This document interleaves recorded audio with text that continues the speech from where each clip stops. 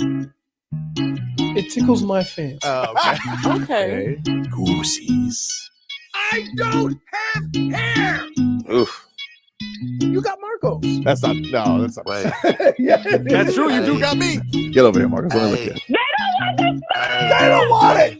Tobin and Leroy, ready to deploy. Had to hit it with a little journalism, but that was a decoy. Better have about me, boy. Okay. Leroy and Tobin, hold to the show, man. Still on the sauce with the show, and till then his half moon open. Sometimes go taste like a snowman. No proof, I'm a lie about a motor. No proof. Like I always wanted him, I never hated him, I never traded him. And if I did, I never ever traded him. You know what is a star? Like another city, the driver's like Florida. Gucci get large, so many more. 10 in the more, never a bar. Hey, 10 in the more, 2 to the P. Nothing to you, but it's something to me. Handsome as ever and cute as can be. You can watch us on YouTube with viewing for free. Hey, this one time for the Twitch.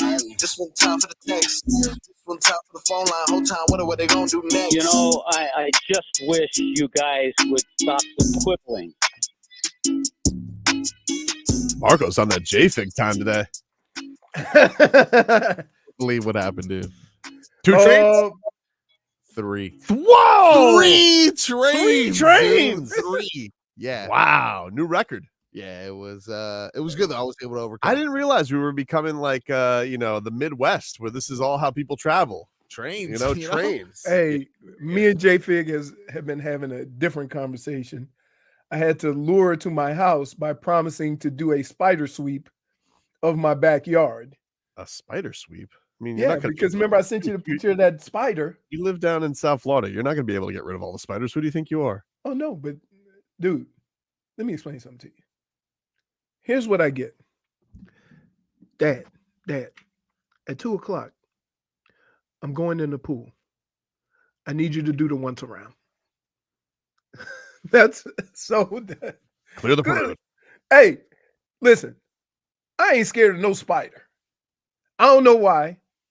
I will squash it, crunch it, whatever. But if a big worm were to go in my backyard that looked like a snake, I'd scream like a girl. I'll tell you one thing. I had trouble sleeping last night. I was like, you ever like have one of those nights? You're like, you notice some Like 3 days commotion before the trade deadline?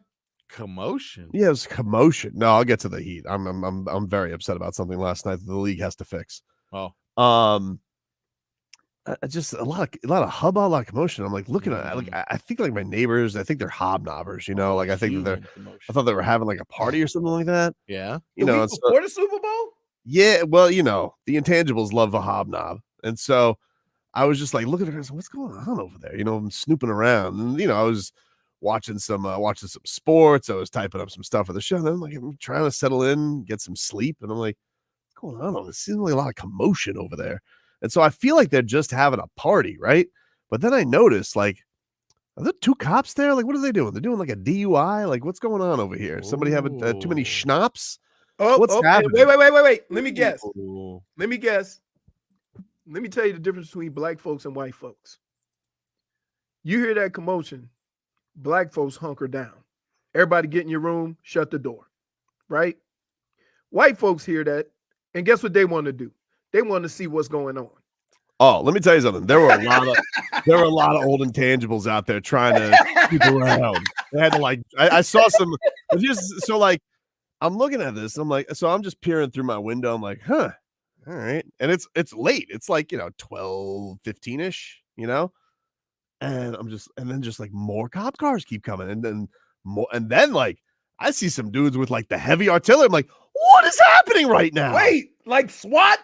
Yes. What? And you still went out there and look? No, I stayed in my house. Yeah, I'm getting ready to say, if things start shooting, right?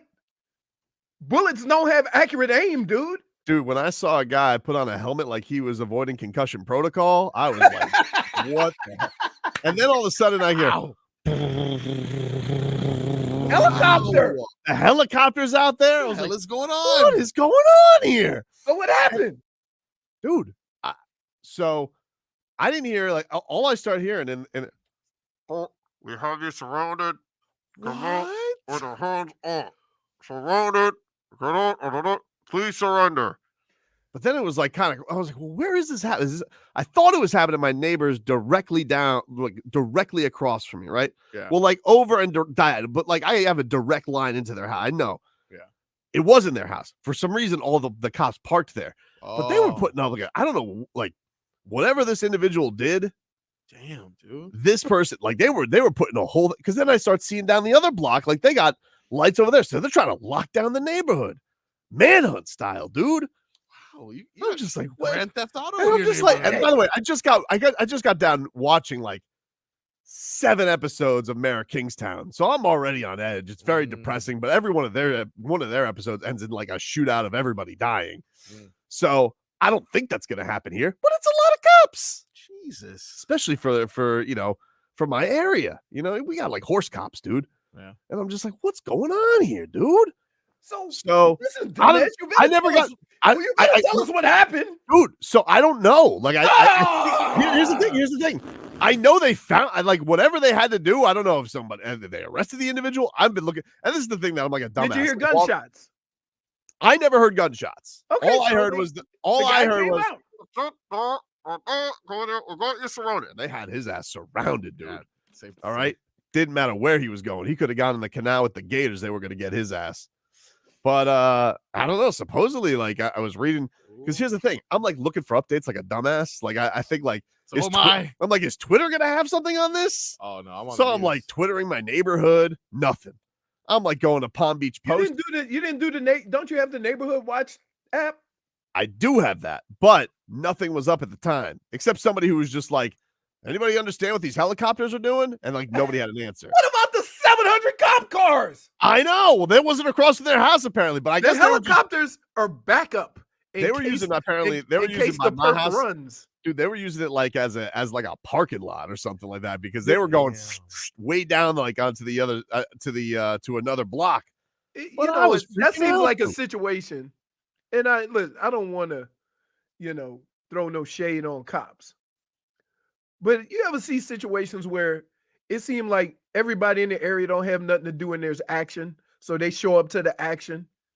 You ever see like a car pulled over on the side of the road and there's 8 cops around him? You need 8 cops. Timbo Slice says aliens, dude. I can't rule it out. I don't know. Dang. I can't rule it out. I don't know. But dude, it was, Evidently, you killed all the aliens when you squashed that. What was that? That possum. oh yeah. Well, I'm on the Palm Beach Post, and it says SWAT team called because of shared Netflix password. wow. A bit Domestic much, dispute dude. at its finest. That is Oh. crazy. I mean, like you can't live in that house anymore, right? My house? No, I'm saying. Oh, whatever house Like- they went into. Well, Yeah. that's the thing. You know what's crazy, dude? It's like it is do weird. you know when the you, like, people? Are you? I don't really know them, 'cause but I usually- know. well, usually I know the house. intangibles are pretty friendly. Dude, They it's want to one of those- hide it, partner. Hide it, neighbor. You want to know what's weird about this house? The house, because I woke up today. I was taking Is that the kids to same house school. with the hookers coming out of? No, it's Oh, that okay. that one's way blocks over. But this is the house. This house, like, you know what they are? They're very theme centric house. Like if it's St. Patrick's Day, they got the if it's Valentine's Day, they got decorations for everything, dude. You know? And I woke up today. I was like, man, new theme, crime tape around their house. Was it So- crime tape? Dude, yes. Because so like all of a sudden, so I was sitting here, I was like, basically, give me some pretzel crisps. I'm watching this. I'm like watching the show. That's your But I'm like go-to snack. That's what I had at the time. I But was here's the getting ready to say, no. So I'm like, dude, I was like a dumbass. I can't believe so. So By the you're way, looking he's through the window, eat brothers. I Oh, can see, dude. I can see like- Joe now. I'm surprised we didn't get a text. well, it was very late, dude. It was like 1 a.m. That never stopped none of us before. This thing was going on. It started at 12. I didn't get to bed last night until like 1:30. This was like a good 90-minute standoff or search or whatever they were doing. And then like just more people keep up. And like I always love the guy, by the way, the cop who's like, he's like Starsky and Hutch. He's like, and like, something like, hey man, there's cars in the middle of the road. You could have hit one of your patrol buddies there. Like you got to calm down a You little came bit. in hot. Came in hot, dude. But like they got, they coming out of the thing. They got like the rifles out. They got the vests on. What? I was like, whew. Seems like there was an operation in that house. If I had to Yeah, guess. it's I don't know, it's dude. like- Seems like there was an operation I don't know. going on. I don't know. over I don't know. there. But I was so like I'm like checking Twitter, no updates. Then I was like, Can I get a police scanner on my phone? Okay. Okay. Nothing. And then it was like $2.99 per week. And I was like, all right. Oh No. I wanted to know. Couldn't get nothing. Nothing, dude. Crazy. No, you're crazy. Anyway, if anybody works for Palm Beach Sheriff's Office and can send me some deets, I'd love to know. God. That's a good little decoy, though. For some reason, I think in like 5 seconds, Dade South is gonna tweet us the article. Probably. but all that being said, whatever did happen in my neighborhood last night is the second worst crime that I witnessed yesterday, because number one was these damn referees still allowing James Harden to go to his old tricks. How do you keep falling for it? I want to know. After all these years, this guy flopping and flailing into the bench. We're going blow for blow. What a basketball game it was yesterday, boys. Defensive effort, defensive struggle, some might say in the mud. And then all of a sudden, these referees decide, let's get involved and let's give James Harden, like it's the Big 3 league, 4-point plays up the wazoo. He's kicking out his leg. He does this all the time. No one's in his landing spot. He's cheating. And yet, somehow, you guys don't have the pride to face these reviews and go out there and say, you want to know something? We got duped. No, instead, you make it sound like Terry Rozier and Haywood Highsmith were in his landing space when they weren't in his landing space. He's kicking out like he's a freaking Rockette. I'm tired of this nonsense. He's been doing it his entire career. He's the most unlikable player to watch in the history of basketball. It's trickery. It's not real basketball, and he ruined the game. Fat bum. Ridiculous. They're still and by the way, on the other end, this Mason Plumlee, how the hell did he get the intangibles pass? What the hell does Duncan Robinson have to do to get that kind of respect that this Mason Plumlee could have a billy club out there, hit Caleb Martin as he's coming down the lane? No call. Clotheslined him, dude. Clotheslined him. Somehow Caleb still And made it. not only that, this Mason Plumlee is allowed to take as many steps as he wants. Oh my God, that was crazy. Very slow, by the way. Some might say plotting. I mean, this dude's intangibles are barely enter. Like, what are you doing, dude? Yeah, he did take oh my goodness. They treated him like Giannis, like 2 steps from the top of the key and get him to the. What is this? What are we doing? Jimmy and Bam? Any free throws last night? No, of course not. Why? No theatrics. You ruined the game. If you're going to call the game the whole way and down the middle. But you show ponies go out there. We're having a blow-for-blow game. Kawhi is doing amazing things. The Heat are hanging around. They got no three-point shooting because Tyler and Duncan Robinson are out. And so they're trying to will their way. And then the refs are like, you know what I want from dinner tonight? What do you want, Clyde? Whistle. Because he swallowed the whistle, dude. But when it's James Harden, he is whistling like a canary. Fat bum. Ridiculous, dude. James Harden. Still falling for this. I thought we changed the rules. And don't they have an embellishment penalty now? One would think, Leroy, but apparently James Harden... Didn't Jimmy get it? Apparently James Harden doing the boot scoot boogie right into his own bench doesn't count for embellishment. Bull crap, dude. Just near him. You breathe. If he gets called for embellishment, does the shot still count when he makes it? No. It's supposed to be a technical foul the other way. Oh. Garbage. Anyway. That was my night. Interesting. Can I just tell you? You basically just told the whole story of Game of Thrones without telling the ending. Well, they lost. I mean, No, I'm talking about your yard. I don't know the ending yet. They're like, so they're all out there. They're like, and then just in the middle of it, like all the cops just start leaving. I'm like, I guess they got him. Did they leave with the perp? I couldn't see that. I couldn't see it because that wasn't directly on my street. Like I thought it was happening the crime across from us, but it was like down the block, and so I could only like see like where the house was, but I couldn't see the action. I know they had a dog. They had a police dog too?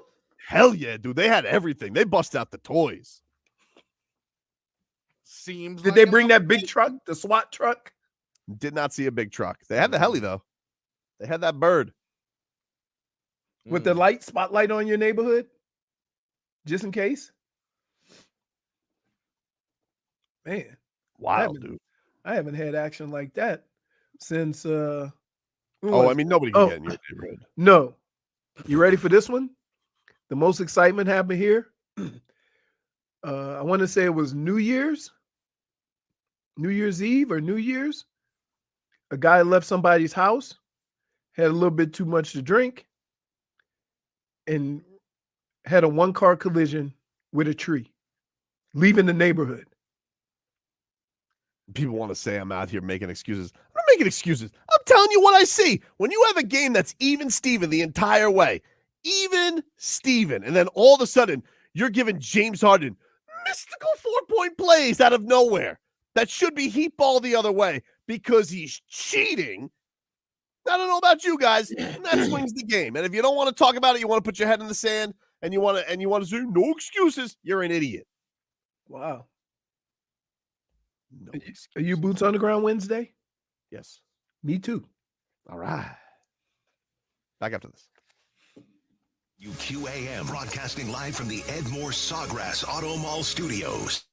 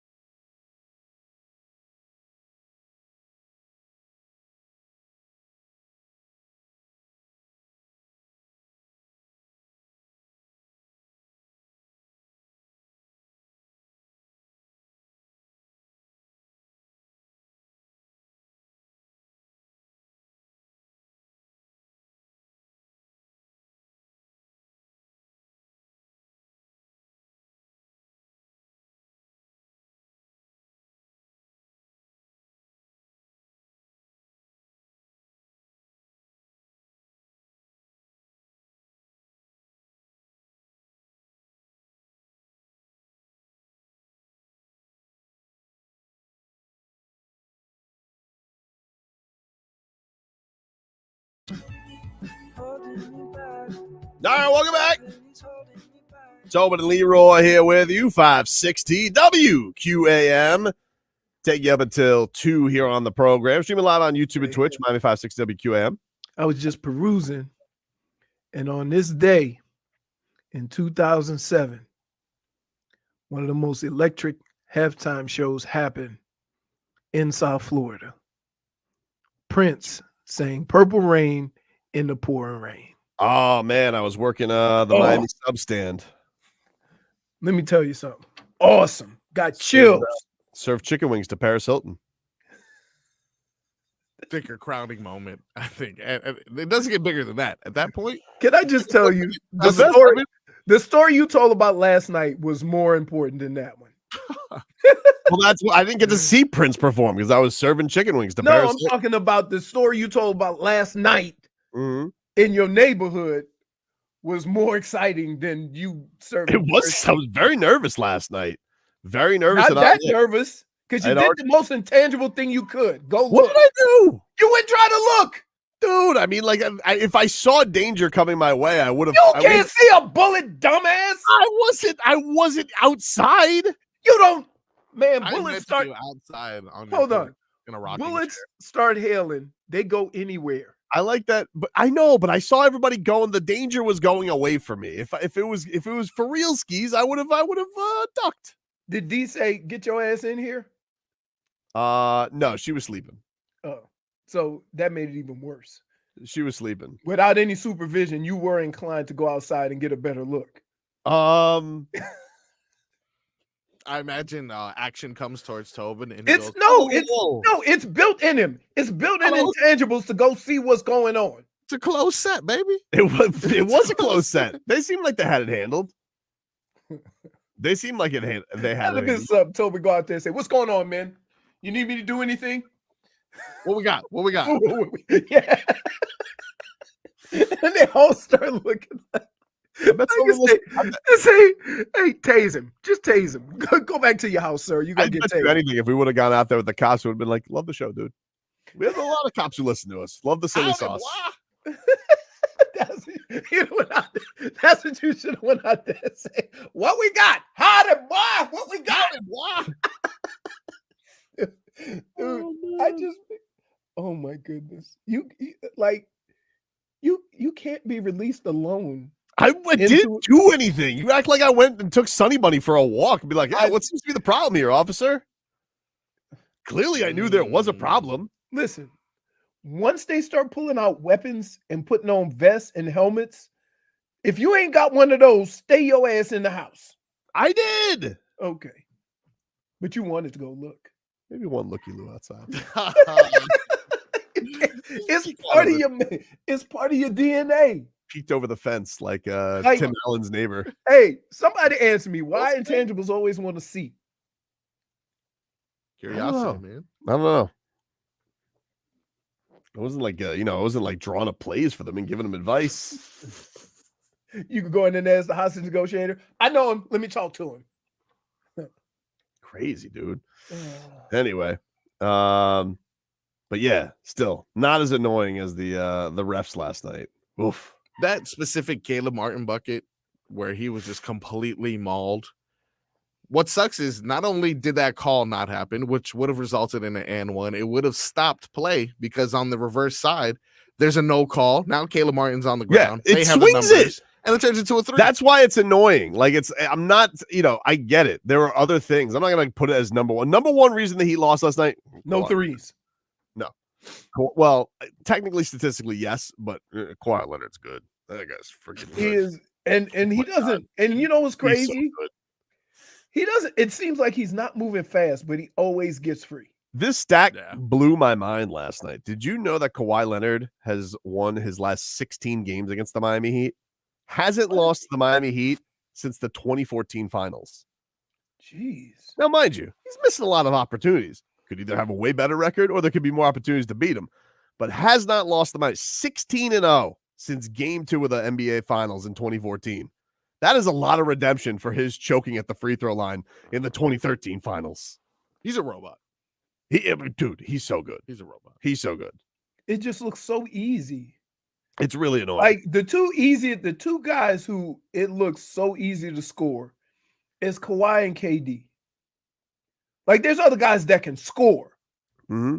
Don't get me wrong, but it don't never look as easy as it does for those two guys. Yeah. And he's one of those guys, like, of the most, obviously, yes, it's annoying, I guess, to everybody that he has the injuries and all that, but, like, it's crazy. Like, you think if he didn't have the injuries, what this guy's resume would be, because, like, he goes up against Jimmy and LeBron and these guys who are just, physical, and he just makes it look so easy to nullify them. It's crazy.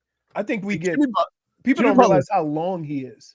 He's an alien. It's great. I mean, he's so good. That team's good. They're good.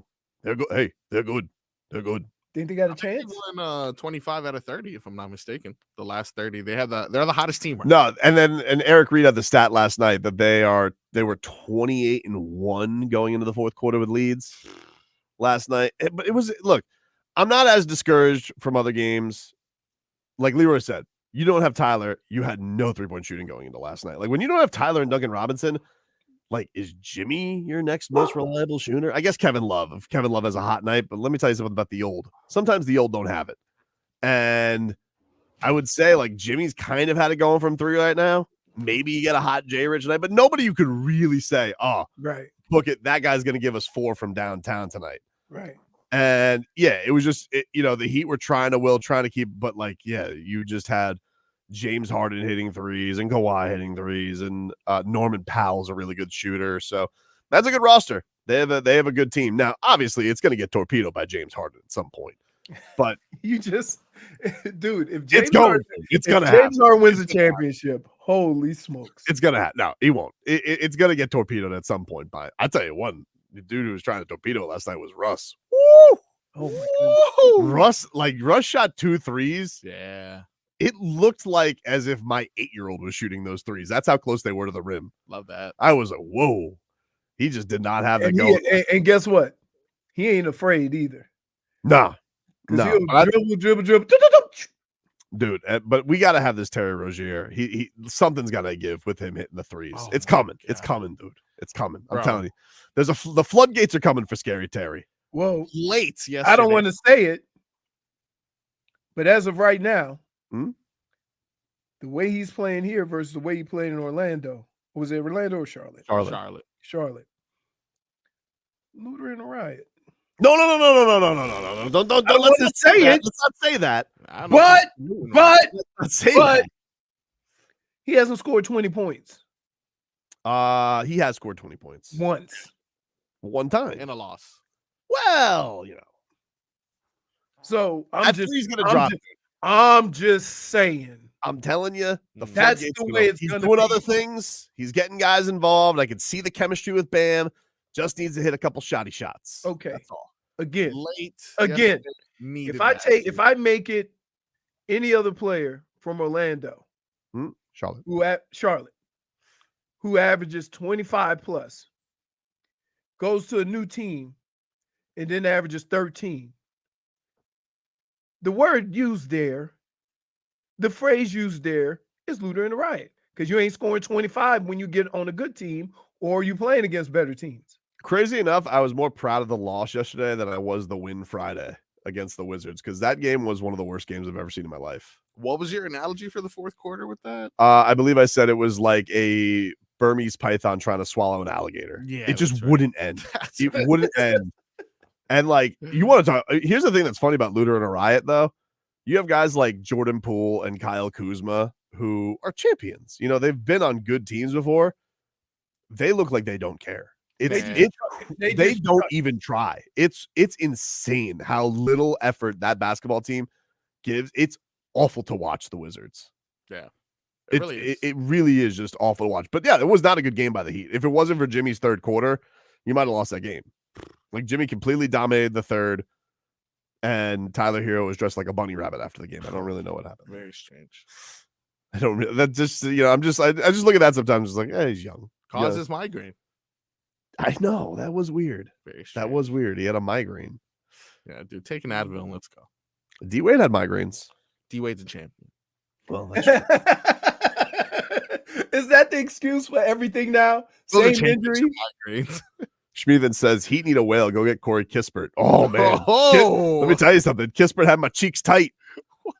That was that guy was lighting it up. Yeah. Intangibles. What a name. So I'll ask you again. Yeah. You got 2+ days. Yep. Did he make another deal? Nah, I don't think so. Leroy promised me. He said. I know. I don't think they are, though. They're playing better. I know you look back, it's like 8 out of 10. It was a bad losing streak. Dude, they got 2 wins. Yes, it was a good game. Hold You on. didn't have Tyler. You can't win consistently if you can't score the basketball. I understand, but they didn't have one of the best scorers yesterday. If you don't have Tyler, like, what are you supposed to do? I don't care. Like, Pat Riley's got to be looking at this team as going, we need some bona fide scoring. Yeah, but I don't think there's anybody to go get. Okay. You know? Here's the more incredible thing. You can't offer up Tyler Herro. Nobody wants him for reasons I can't explain. He's a good player. Nobody wants him for like what you're hoping for as a return. Like the Heat seem to value and think that he's going to be whale bait, and I think it's really like he's just not that level. Like maybe you get a pick for him or something like that, Right. but you're not gonna get a haul for Tyler Herro. That's been proven. First round pick. Yeah, I mean, I think No, so. but hold on. Here's Marcos. No, just, Marcos. Just saying. Let me walk you back from that. Made it to the championship without him. Hold on. Any team that feels they're on the verge of competing and wants a trade and gives you a first round pick, right? That pick ain't gonna be that good. Bottom of the barrel for sure. Right. Tyler's been playing good, man. I liked how he played against how he's been playing his last couple of games. It was a bummer that he was not there. Him and Bam. Okay. Bam, I mean, listen, I gotta tell you something. We gotta have a talk with his jump shot. Hey. Watch. Oh, right. Let me just have a meeting with Bam. Not just Bam. I just want a meeting with his jump shot. We gotta have a meeting with his jump shot. It's like he was working down in Brickell building another high rise. I need you working on the basketball court. Yeah, I can't get him in dominoes right now. It'll just break him. Take a quick break. Back after this.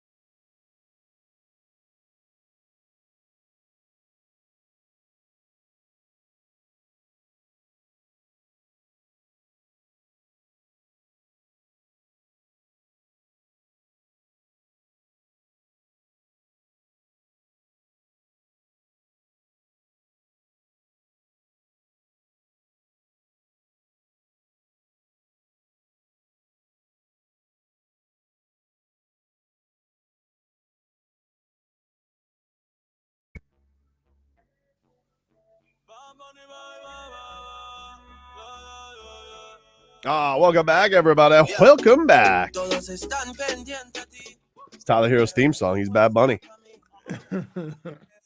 He's also been MIA. Song's called MIA. Oh, I don't hey, like that's a point Marcos. woo! Because he took your little I don't like joke and put whipped cream and a cherry on top. that. Want to let you guys know today we are going to give away a pair of tickets to Heat and Spurs on Wednesday. Boots on the ground. Wembenyama. Leroy and I will be both boots on the ground. Wow. Are you allowed to say what you're doing, or is it a surprise? You're retiring your jersey? Yes. No. That is great. It has something to do with Black history. Nice. They asked me to do it, and I said, you know what? One of the cool things about doing stuff like this is this. A lot of people misconstrue this as almost like throwing a whole bunch of Black people in your face, right? Like, oh, why we don't do this for this? Why don't we do this? But it's for everybody, especially down here, because I've heard all the stories of the success stories of people leaving everything they own to come to a country to live in the United States, right? And so when kids and other people see people that, as have a lifelong struggle, just in general, and these people have made it, it is almost motivation that, hey, they did it, I could do it, right? When I hear stories from Cubans that were famous, that lived a great life in Cuba, but came over here and started over again, that's inspiration. That's inspiration for everybody, not just the color of your skin. So when they asked me to do it, I said, you know what? Sure, maybe somebody will see and go, wow, that guy, right? Because most people know me as, oh, well, you don't have to worry about anything because you played football and you did this and you did that. If I brought you back home to New Orleans, where I grew up, I don't care where you're from, you'd be terrified. And you know why I know you'd be terrified? Because I'm Black and I was terrified every day of my life. So to be able to get out of that and be able to live a normal life, yeah, why not? Why not do something to show that no matter how bad it is, you still got a chance? That's what this is about. Very cool. Well, we'll be there on Wednesday. Heat and Spurs, Wemby in town. So, Shmithan, you don't have to say that the Heat reached out to Robert Smith first, dude. I mean, come on, he's such a bastard. That was a beautiful thing that Leroy said. Not let him have his moment. You can't let him have a moment. No. He's just such a bad bastard. Well, first of all, RVA Richie, you could go to hell too. Whoa! You're gonna honor Carl. Yeah.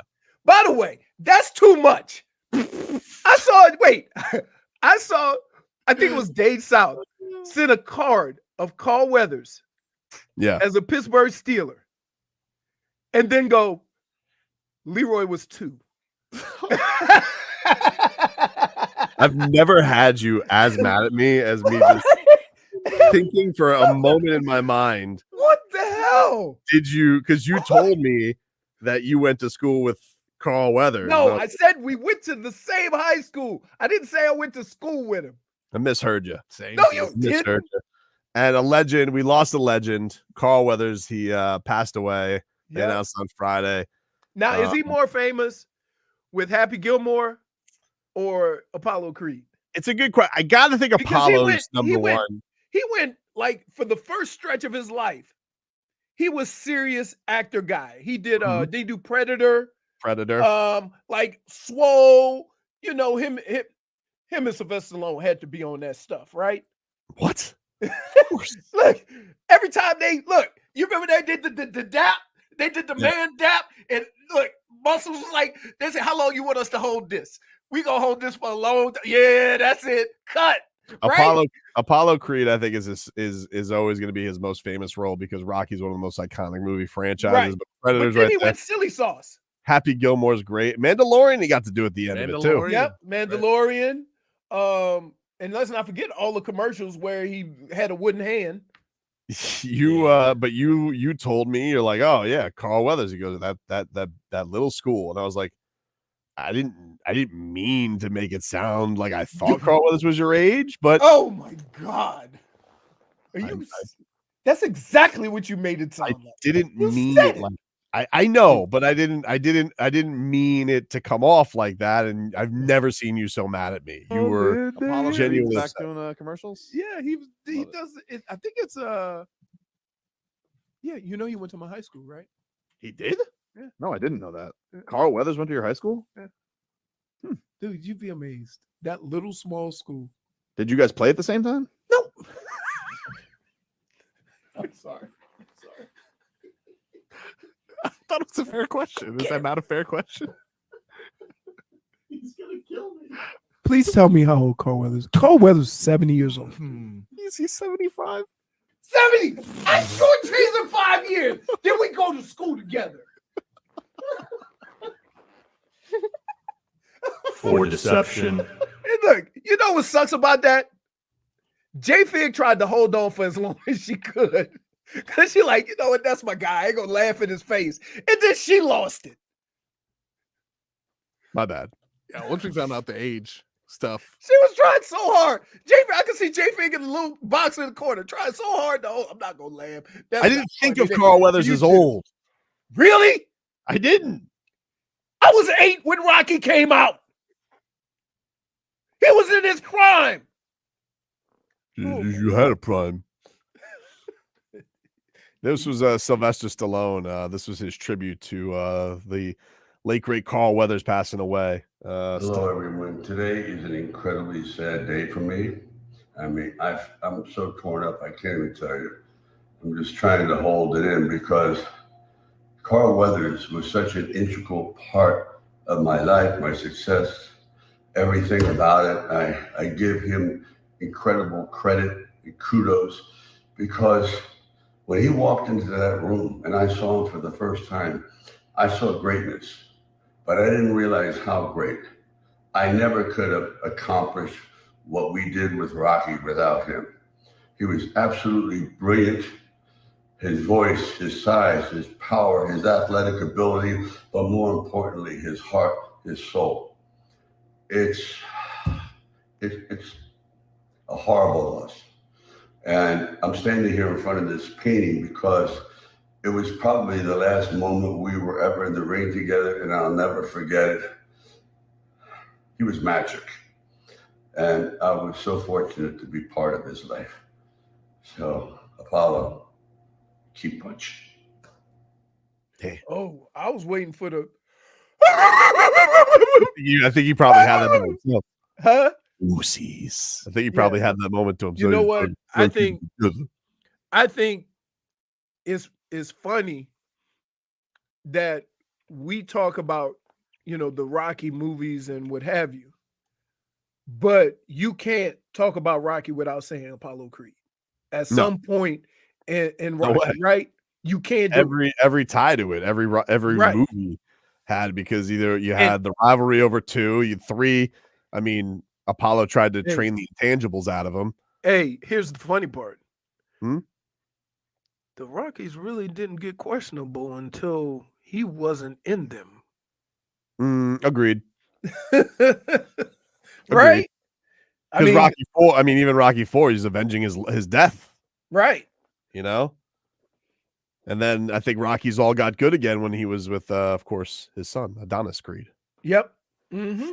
So, although I do think 5's a little underrated. I do like 5. You like all the Rocky movies, so that's the one that came out in the early 2000s. No, that's Rocky Balboa. That's with that's with friend of the show, Antonio Tarver, who of course played Mason the Lion Dixon. Wait, which is it's funny because nobody who does movies with Sylvester Stallone will comment on how short he is.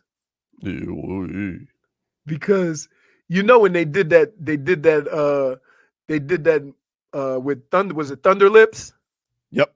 That was Rocky 3. Rocky 3 with Thunder Lips. They did some excellent camera work because we saw a picture of the real picture. And it was like, whoa. Take a quick break. Dolphins have hired a new defensive coordinator over the weekend. Tell you about that next hour, Tua.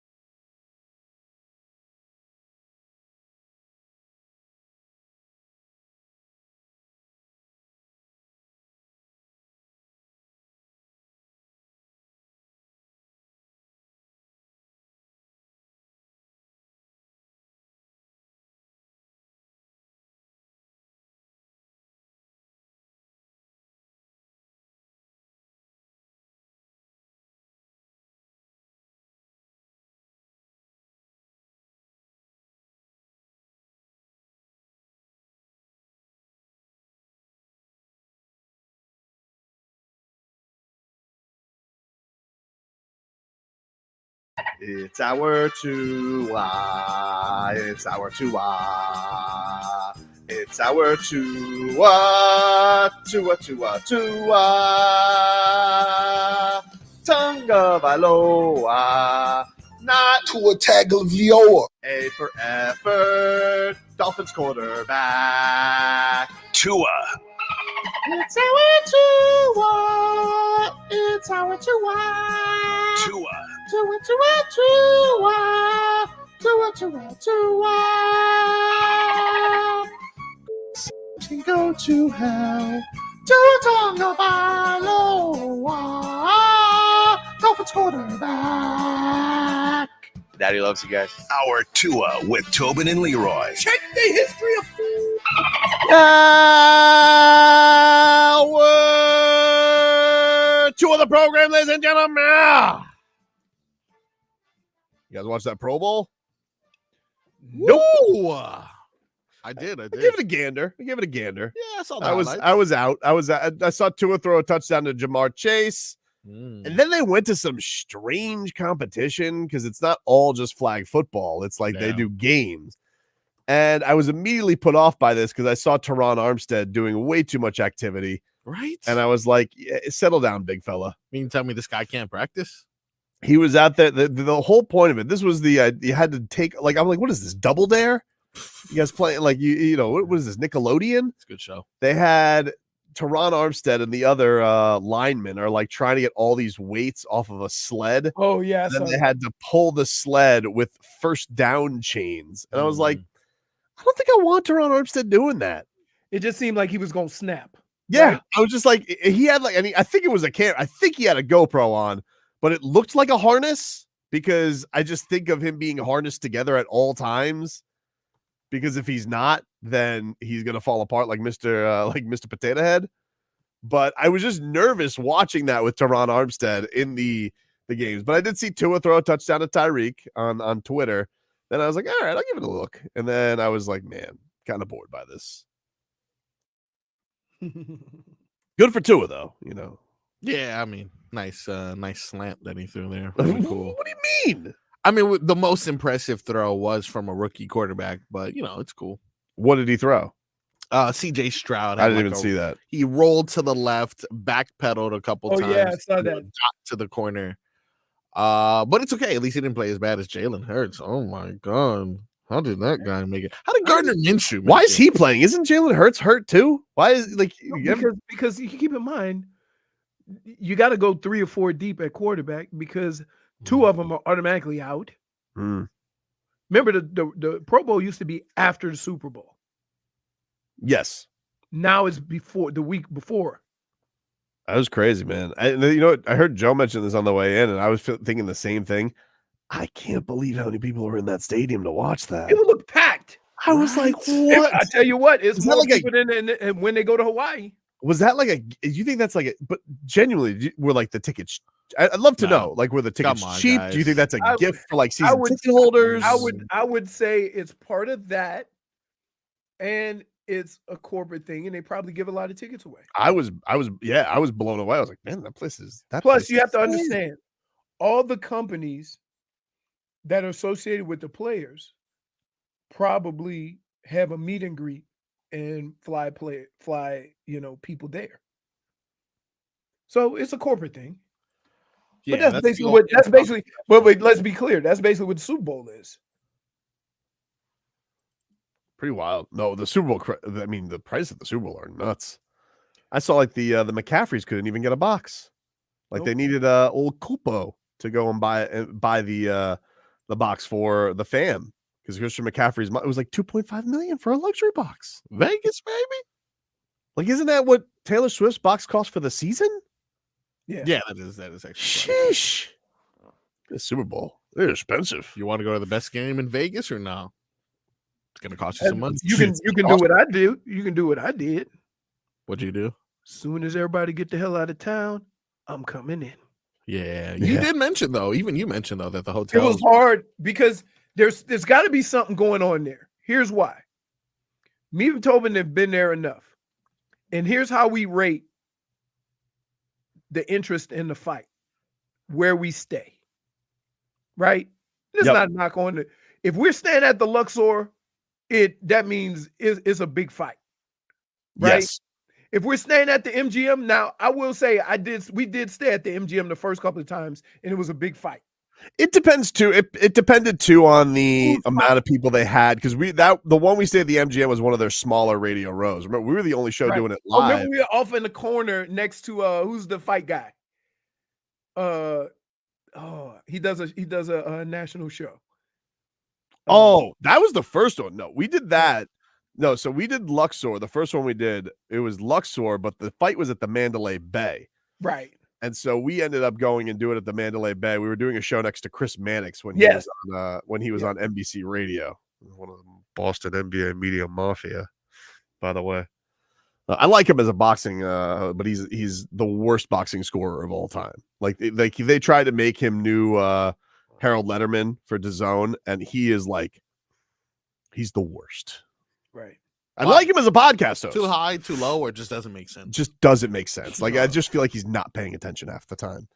But anyway, but no, the one that we went to that we got the real cool setup was we were staying at MGM for Canelo Triple G. Now, we didn't have tickets to that fight. We were watching it in the David Copperfield, but I think the reason we got such a nice room and nice hotel for that was because there was like 4 shows there for whatever reason for Radio Row. Right.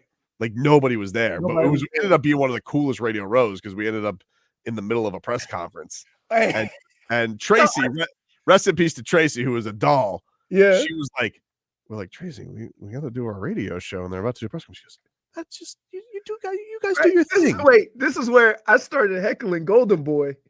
And so Tobin gives me the mic, and we got him on air. It was cool. I was like, she's like, no. Just Marcos, I'm telling you, like, it would be as if Spo was doing his press conference and I was sitting in the front row and somebody were to tell Leroy and I, just do your show, baby. Like, yeah. I'd be like, what? Spo stepping up to the mic right now. What do you think he's going to say? I don't know. Hey, so then the ones that were bonkers, like when we did Mayweather. That was nutty. Yeah, that was nutty. Dude, they had us across the street in a tent city. And it was a giant tent. It wasn't like, it was like a little house, a big house. Yeah, that media was crazy. The only thing honestly, it was that, and then when they did Logan Paul down here, and I had to go to the Versace mansion when I got shunned by, that was crazy. I couldn't believe how much media there was. I was like, this is a fake fight. What are we doing? Well, at least Conor versus Floyd, you had the illusion it was a real fight, right? You know, and then Floyd Mayweather Sr. was like fighting with people. It was great. What a time. Good times. What a time. Can I just tell you, I am so not interested in weigh-ins and press conferences. And that's where you live. Love it.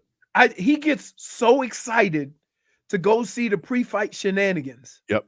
I'm like, yo, they're going to fight in a day. Dude, let's get to some headlines brought to you by the new Palmetto Ford Truck Super Center. Why buy a truck at a car store? Palmetto Ford. We know trucks. Swear to God, Dolphin fans, I'm going to get to the Anthony Weaver news, and we'll get to their hire and all that. And Tua had some interesting things to say at the Pro Bowl. Well, since we're on the topic of fighting, 2 things happened this weekend. Did you watch some of the clips that I sent you this weekend of the boxer, the show pony boxer?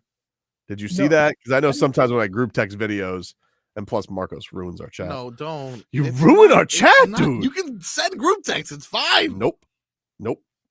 Hold on. You just don't want me to see the highlights. It's ridiculous right now. It was this guy goes out there, dude, and he is like, he's the biggest show pony known to man. He's like out there, and he's like, he got warned by the officials because he did a 360 pirouette while he was kicking the guy's ass. Yeah. I couldn't do it. I couldn't pull it up. It wouldn't play. What's his name? Oh, wait. Oh, goodness. Oh, my goodness. What is this guy doing? I think his name is Ben Whitaker. Oh, yeah, it is. It is. Ben Whitaker. And he is like, good. He was a silver medalist for England. And he was like popping and locking. Yeah. But then like doing like twirly bird stuff. And then the ref just kept like warning him. He's like, you can't be doing that, love. We're going to take a point if you do it again. If he dances, well, tell the other guy to get out of the way of his fist. Goodness. He ain't missing. He got like a 4th or 5th round stoppage, I forget. But that dude, he's gonna be a star. That was fun. If he keeps doing that, I love when that happens. Dude, the last guy I remember doing something like that cool, one-legged back fist. The last guy I remember doing stuff that cool was Erickson Lubin, the hammer. Like he did a drop split, got up and knocked the dude out. I was like, what? What? It was crazy. I remember Cody Garbrandt popping in the locker room. He was kicking Dominic Cruz's ass too. But this dude he's our boxer now because this guy is an A1 show pony. Got to get him on the show. My We got he's amazing. His alias, the Surgeon. He is a surgeon. Got to switch that Dude, up. he didn't surgeon. miss. He's a surgeon of shenanigans. No, he didn't miss though. I know. Hit It's amazing. Every hit the guy right on the forehead. I'll retweet it so you guys can go see it. I can't throw it up here, but I will. I'll put it up so you guys can go see it on our Twitter, @Tobin. But then there's this other thing that happened. Leroy, maybe the greatest post-fight interview of all time happened. So I was watching Where UFC. the old boy that said, "Why are you taking your shorts off?"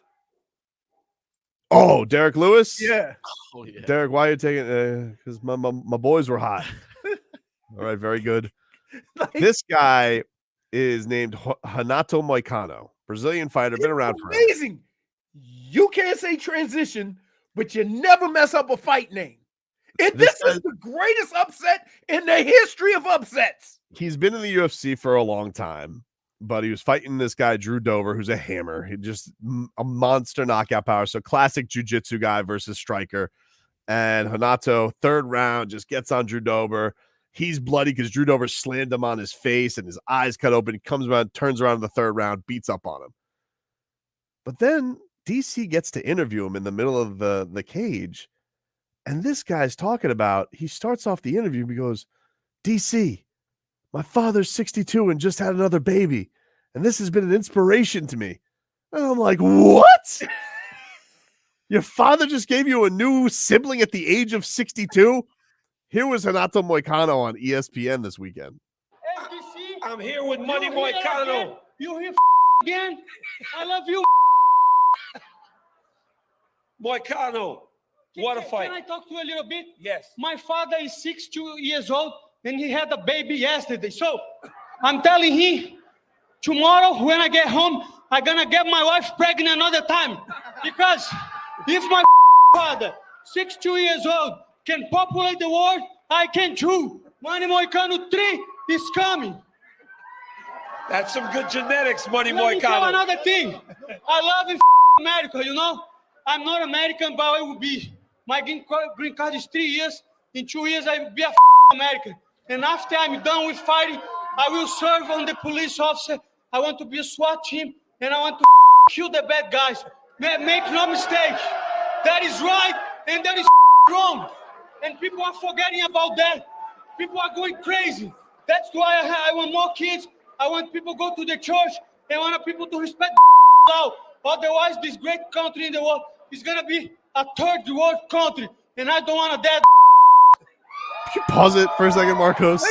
Wait. For a second. So the only thing that DC said, and we know DC, so I could just imagine what's going through his mind, right? He said, that was a great fight. Can I stop you there? Hold on, DC. Hold on. And, and the great thing about these interviews is you have no idea what none of them are going to say, right? The only ones that seem to go smoothly are the ones that need a translator, which is terrible TV. But I'm pretty sure Moicano trains down here. I'm pretty sure he trains at AT&T. Really?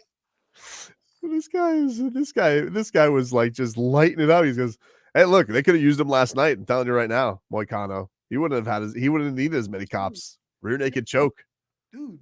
Oh, you can't rear naked choke a bullet, dude. Yeah, fair point. What do you like? Clear. Wait, so there was it was badder than I thought. I told you. Yeah, I just sent you the story. Yeah, wow. Dude was arrested last night for 1st-degree murder. Oh my god, dude. Maybe I should have stayed inside. You should have stayed inside, bro. Damn. Well, so there was a guy. So Let me get this straight. Hmm? The guy was at the house, right? Yeah. Did they get the suspect at the house too? No, apparently he was That's hiding what I'm somewhere saying. else. So they brought all the SWAT and everybody, and nobody was in the house? No. I mean, the body was in the house, I'm assuming, but apparently this guy hid out. That's why I heard, We need to go full gear. I got you surrounded. Come out. Your hands up. But that's not the guy they wanted. Well, the one guy was Curtains, Right, dude. that's what I'm They had saying. the But shooter. no, so was he was the suspect? He Yeah. wasn't. Oh, you don't live in Green Acres. I live in this like weird tweener area that's like Okay. they So call it both. where they had the body is Give us not your where address, the guy please. was found. Okay, let me give you a pin, everybody. Yeah, I've already everyone, given you my please. phone number once. Might as well. Yeah. Take a quick break. We'll get into the Dolphins, new DC. We'll hear a little bit from some of the Ravens personnel on their new hire, and then Tua's got some thoughts. Back after this.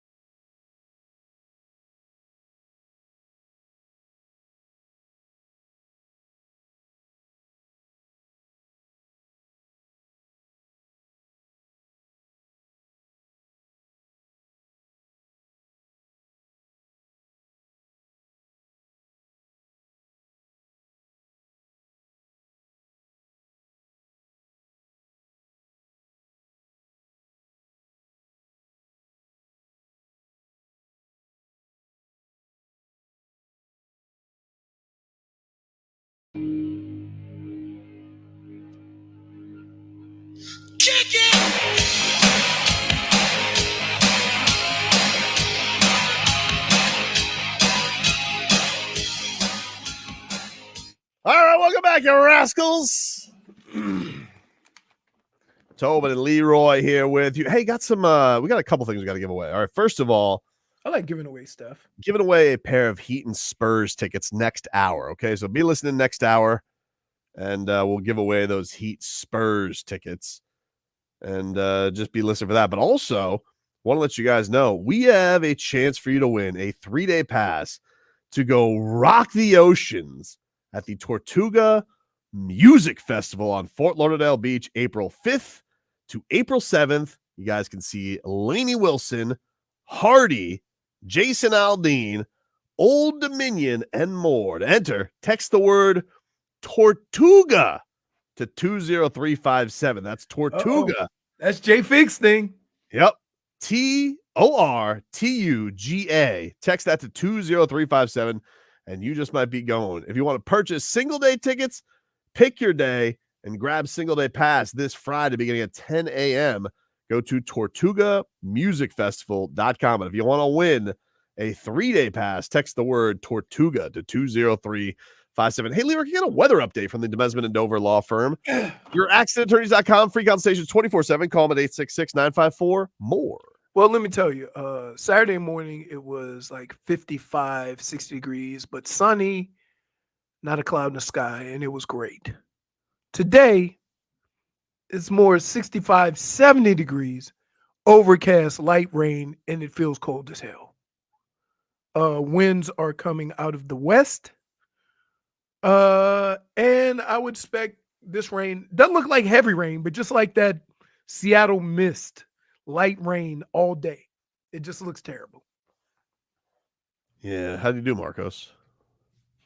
He did excellent, although JFig lied this weekend. Liar! Said that there was going to be tumultuous rains and tornadoes. It rained for 20 minutes. It was only in her little I know neighborhood. my son's flag football game got canceled too. Like, Oh, really? Like out of fear of the rain? That's what they said for tornado watch. You know, I was gonna go to the gym, and then I was like, well, it's gonna be raining too bad. You know, I can't. Hey, whoa. Okay, no. I didn't want to be far from. And wait, so I can completely get it. No, we're gonna call some BS on this. What are you talking about? Here's why. Why? First of all, Yep. the gym is indoors. True, that is a valid point.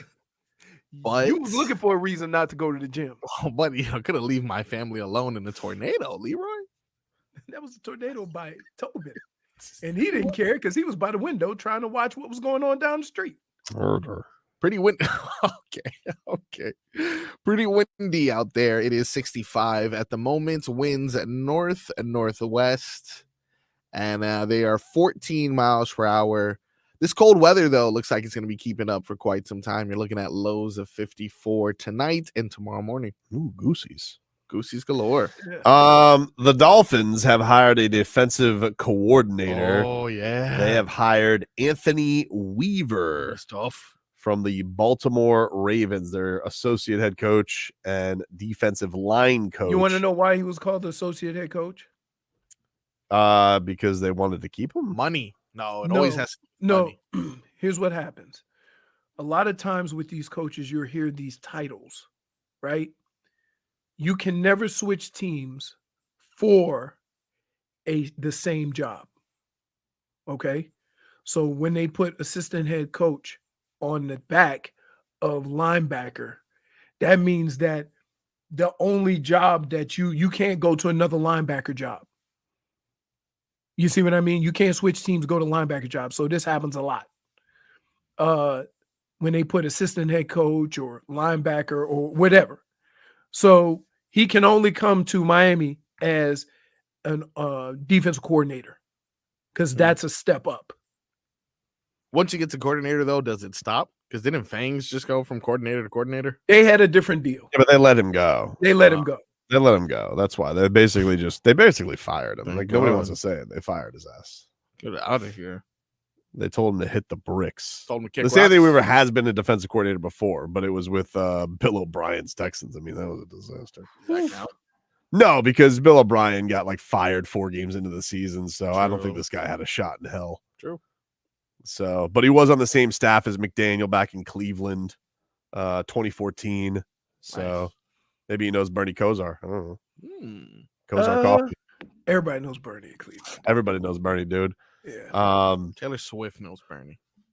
That might be the biggest upset of my life. Everyone knows Bernie for sure. When I got a picture of Bernie with Taylor Swift, that right there, I'm like, when I got up this morning, never thought I'd see a picture of Bernie in Kansas City taking a picture with Taylor Swift and eating biscuits.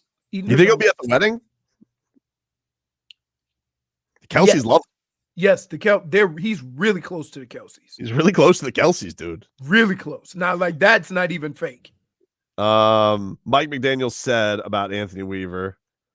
I kind of threw some shade at Vic Fangio. I'm just going to say that. Whew. He said, I'm excited to add Anthony to our staff, not only for what he brings to the Dolphins as a teacher and a coach, but even more as so of a leader of men. He has a proven resume of success built on his personal investment in his players. Most importantly, he shares our belief that player development is the cornerstone to both team building and sustained excellence. Through conversations with him and those who have worked with him, it became clear that we have aligned values in football philosophies and coaching. So, I would basically say this. Mike McDaniel likes him because he is going to be teaching the same way that Mike McDaniel teaches offensively, and you're going to have a more collective group right on the same path. It doesn't mean that it has to be that way, right? But I'm almost guaranteeing you, like, if you're going to do it the way some coaches do it, you better have the ultimate success, right? So, like, when you hear somebody like Nick Saban, and when he was in the NFL, when he left Cleveland, right? They hated Nick Saban. Nick Saban yelled all the time. They hated, but when he left, they were all sad. How about Belichick's kid getting a job before he did?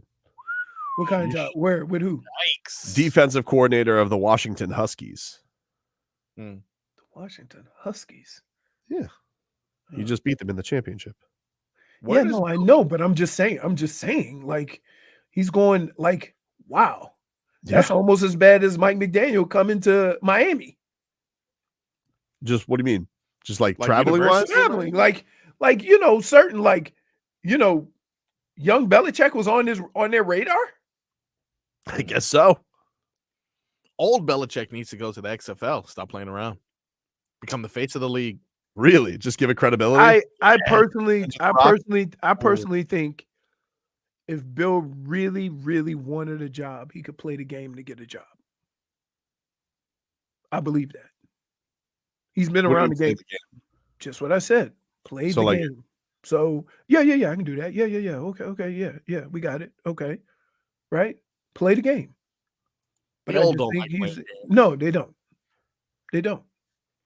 They're set in their ways.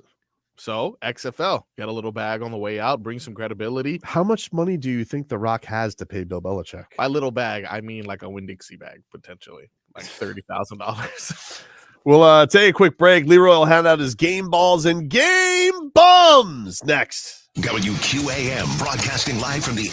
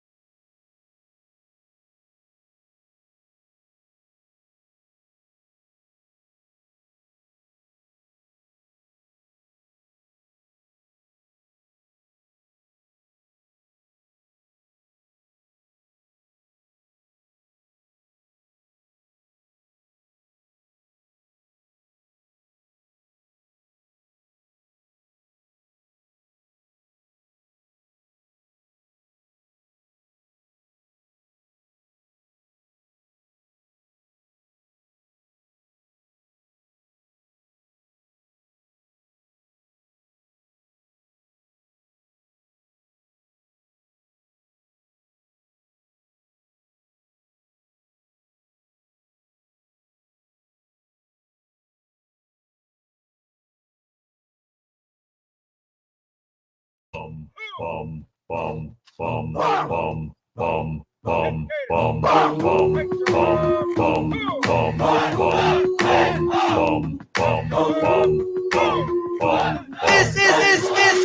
guy's a ball.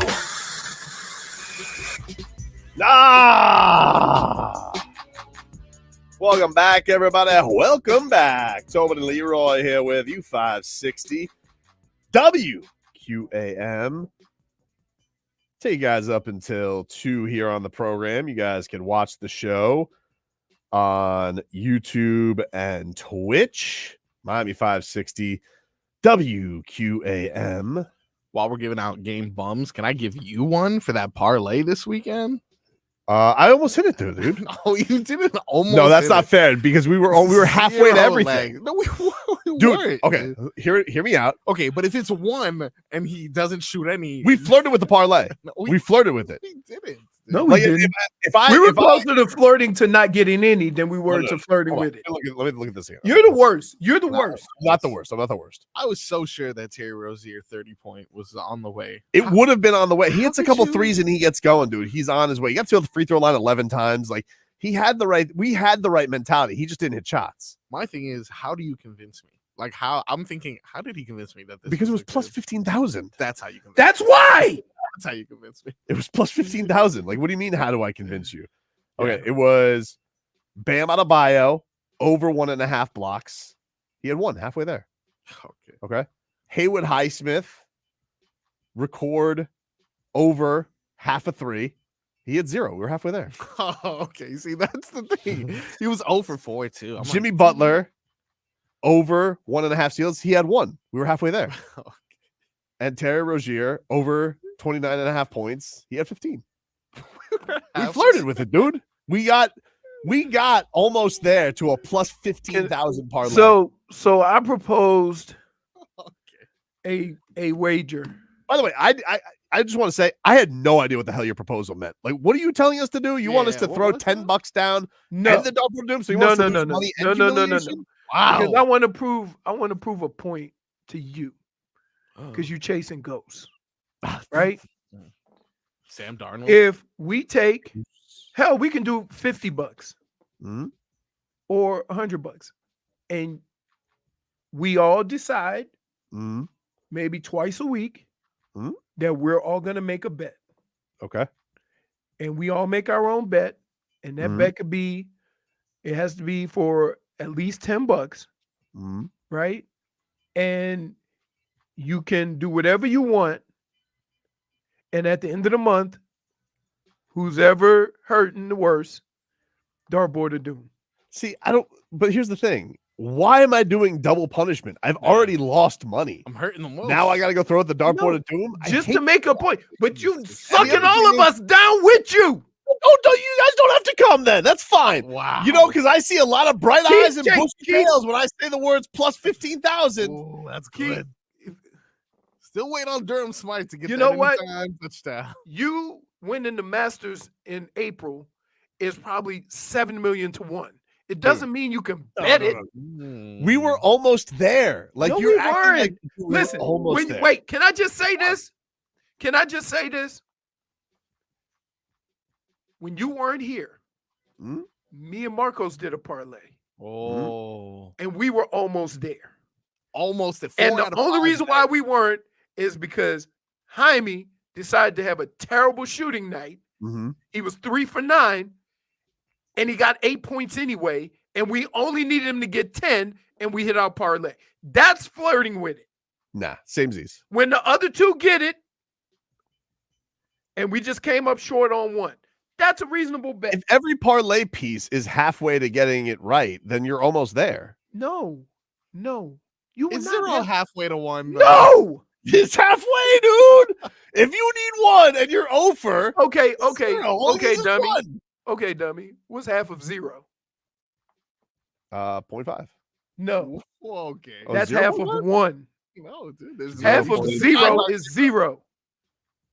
All right. Well, we're caught in the semantics right No, now. we're not. You're quibbling. You're quibbling right now. No, we're not. Haywood Highsmith had some looks, okay, and so did Terry Rozier. Here's what I wanted to say. My thought process was good. Can I tell you what your thought process needs to be in this whole wagering thing? You can go, dog day afternoon on your parlays once a week. But the other 2 days, you need to boost up your money. So you go a little safe bet, little $10 here, little $10 there. You win those, and then you can go crazy because you got a little extra. You can't go crazy every time because the reason why you can win $15,000 because it never happens. Almost happened, dude. No, you keep. Oh my goodness, that's why you will be outside looking for the perp with the police officers because you're nosy. That's your thinking. What do you got for game balls and game bums, dude? All right, it was a struggle this week. Too much badger to me. It was a struggle this week, but I'm gonna go all the way back to Friday, right? And I'm gonna give a game ball to welcome back, old friend, Jimmy Butler. Oh, welcome back, buddy. Welcome back. We missed you. Yeah, we missed you. But it was a brief appearance. Thanks to Kawhi Leonard. Yeah, but that's okay. As long as he is being aggressive like that, this team is built around him.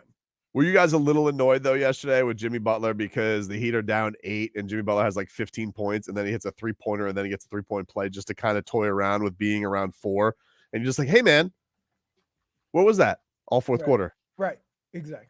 But that's the hardest thing to figure out. I think it's a team thing, right? They all like at some point you got to feel that at this moment I'm the guy, right? That's the great thing about basketball, right? They all tell you, man, I was hot. My guys would get me the ball in my spots and I was lighting them up, right? We hear this all the time, but not with the Heat because they don't get a chance to get hot. Like if a guy made 5 out of 6, he's shooting 15 threes.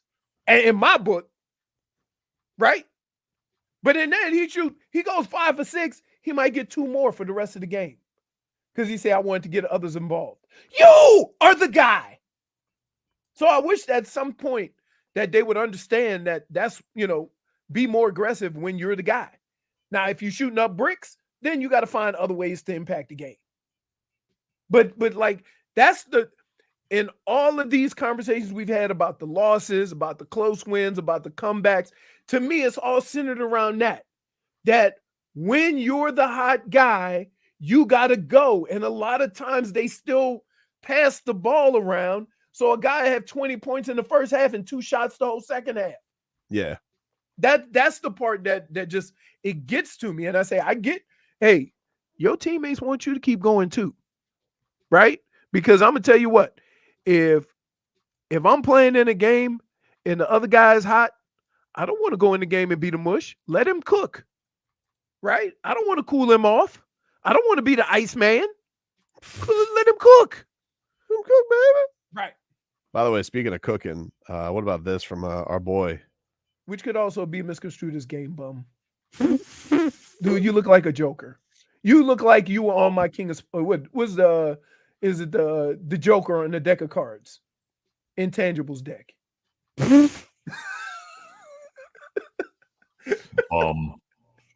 Like, come on. And that look does not help, right? Like they stopped it at the wrong time.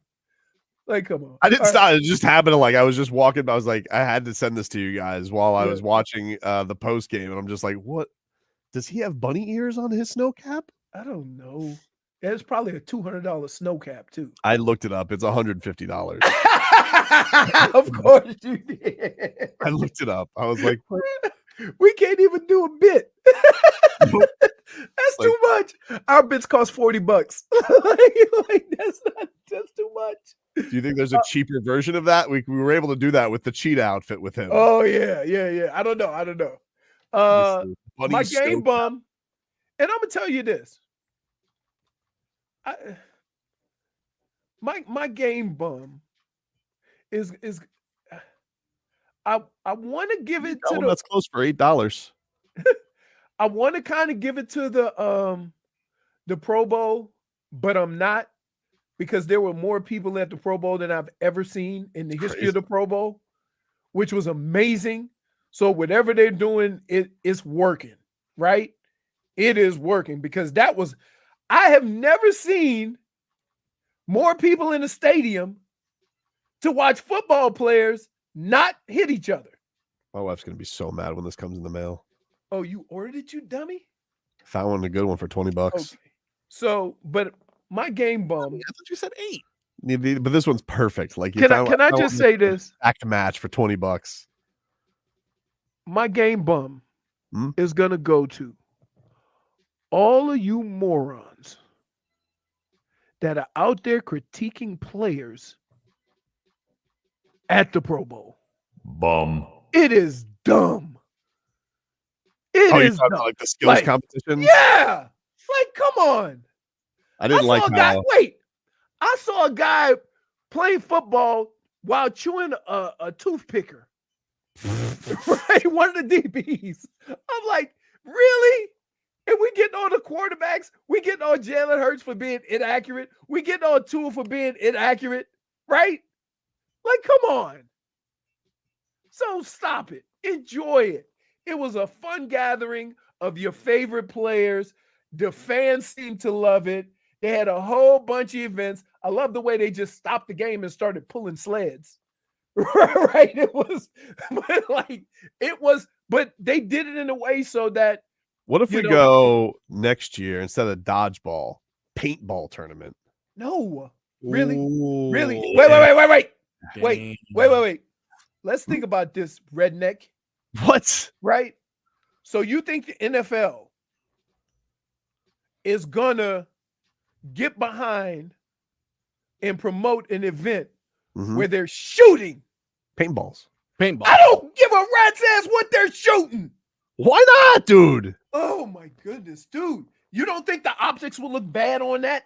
Optics schmoptics. John Crotty shot me with a paintball. I was fine. Yeah. Were you? Hurt. That Crotty's a marksman. Dude, you are amazing. What? And how naive you are about this. Not that big of a deal. The NBA shouldn't do it now. You do understand. You do understand that in basketball, a guy got suspended for a substantial amount of time for showing a gun. Yeah, a real gun, not a paintball gun, though.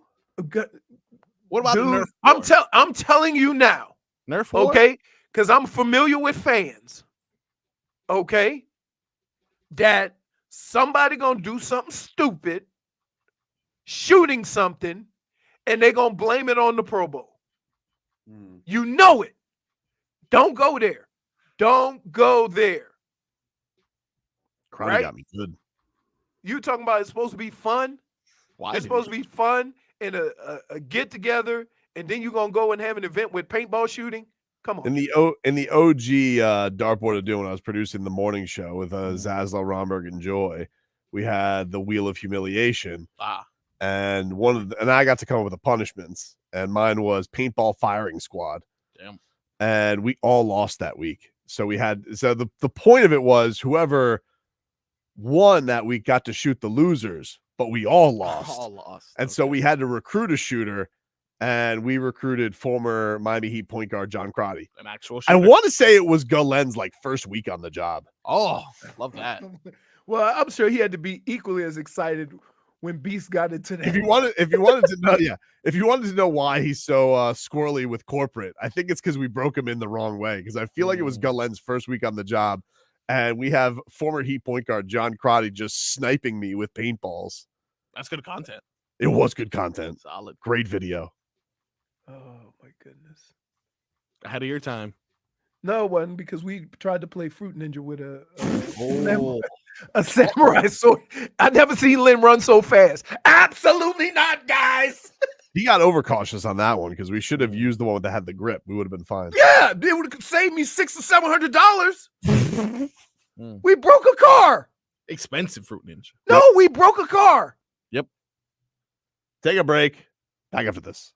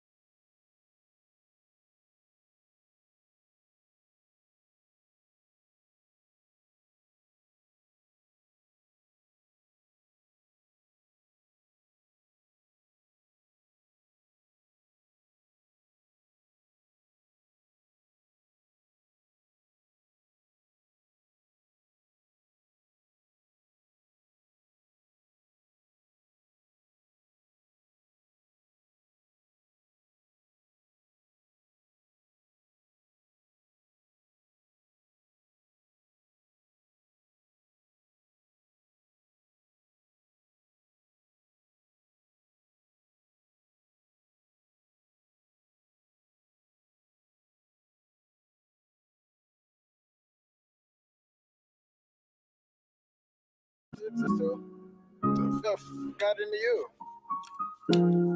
All right, welcome back, everybody. Tobin and Leroy here with you, 560 WQAM. That's not our product that we're Oh, no, I got that too. Oh, okay. I got that too. By the way, thank you. I had a couple of those peach raspberries over the weekend. Delicious. Oh, yeah, huh? Delicious. Yeah. Hey, very peachy. Very peachy. Very peachy.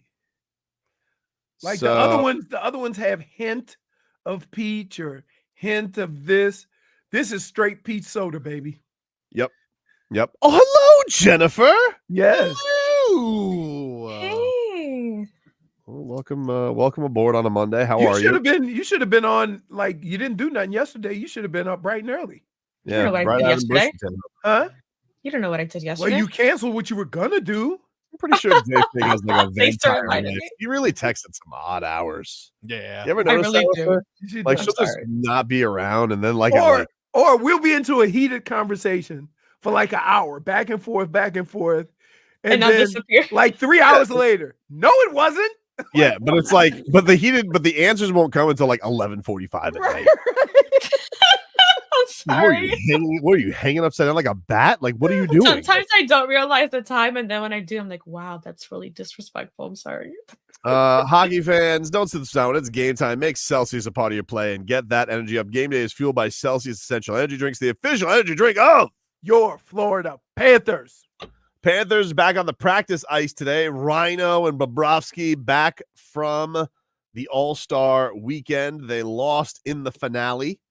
Bob won the shootout to send them to the finale, but they end up losing in the final. So that's tough. But here was a little bit of Sergei after the All-Star weekend and how he enjoyed it with the. I have a question. What was it like talking to Justin Bieber on the ice? It was cool, you know, just like brief interaction it was cool. Yeah? Is that the first time you ever met him? Yeah. Is he a fan of yours? I don't know. He is I now. don't Thank you. Yeah, here he is. Sorry, go ahead. Sorry. Hi, Bob. Hi. So, sorry if you were asked about this already, but just how was the weekend for you now that it's over? Like, you're reflecting back. It was great. I enjoyed it. I enjoyed the atmosphere. I tried to, like, as I said before, I tried to take every moment and savor the moment, you know, to be around those superstars, you know, and it was great. It was quick, but it was so much fun. All right, fix your mics, Canada. Well, okay, I was about to ask, was that me? He said sever instead of savor. And I'm like, no, you don't want to sever the good times. We want to focus on good times. I would imagine, like, I like out of the gate, the So- like, Justin Bieber, your thoughts? Can I tell you what? When one year I took my uncle out to the Pro Bowl to Hawaii, he doesn't really drink, right? And I'm gonna tell you like this: the pineapples in Hawaii are like not like any other pineapples in the world. They're juicy and delicious or whatever. So we're out by the pool. Somebody starts playing spades. And we look over, it's Tisha Campbell and Dwayne Martin, right? Before they were married. So me and my uncle, can we get in on this? We played probably for 4.5 hours, but here's the kicker. My uncle doesn't really drink, asked for a cup of pineapples. And they said, those pineapples are for the drinks. So he started drinking Mai Tais because of the pineapples. And let's just say they put 2 pineapples on each drink for him. And there were 10 little pineapple corners when he was done. And I had to almost carry him back to the room. But yeah, I got to play spades for 4 hours with Tisha Campbell and Dwayne Martin, but that was back when Martin was going. That's cool. Yeah. Other headlines Brought to us by the new Palmetto Ford Truck Super Center. Why buy your truck at a car store? Palmetto Ford. I'm going back to black because that's what it looks like outside. The Dolphins hire Anthony Weaver as their defensive coordinator. You got the broadcaster for the Baltimore Ravens this morning. He was on Joe Rose's show. Gerry Sandusky with a G. Wait, whoa! Well, that's his name. I know, but Gerry Sandusky with a he G. should just call himself Gary. His name is Gerard. Actually, He should just probably Oh, go. it's Gerard. Gerard Sandusky. He probably should just go Gerard. But Gerry Sandusky of the Baltimore Ravens had some glowing things to say about Anthony Weaver getting the Dolphins job. Here's a little bit of him on Joe Rose this morning. It will be aggressive and multiple. Anthony's a guy who came up as a defensive lineman in this league. He was a second-round draft pick. He is a quality guy. I mean, you're going to love this guy as your DC. And because he's got a lot of experience, he has seen the benefit of multiple and unpredictable. The Wink Martindales of the world are out there, just blitz all day. And then you got your super conservative guys who just sit back in a cover 2 shell.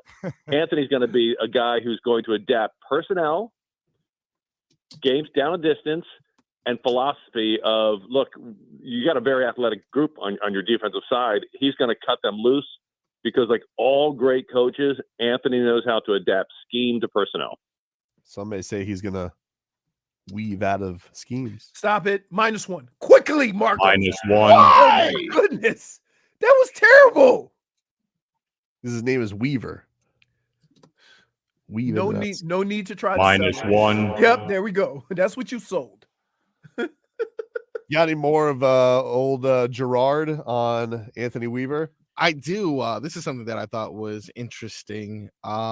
This is how he's going to essentially differentiate from Fangs. Look, it's not just his experience as a player. There's a lot of guys who play in this league who I would never say he'll be a great DC or head coach. Anthony has presence. When you'll see him every week at the defensive coordinator press conference, he's got a smile that lights up a room.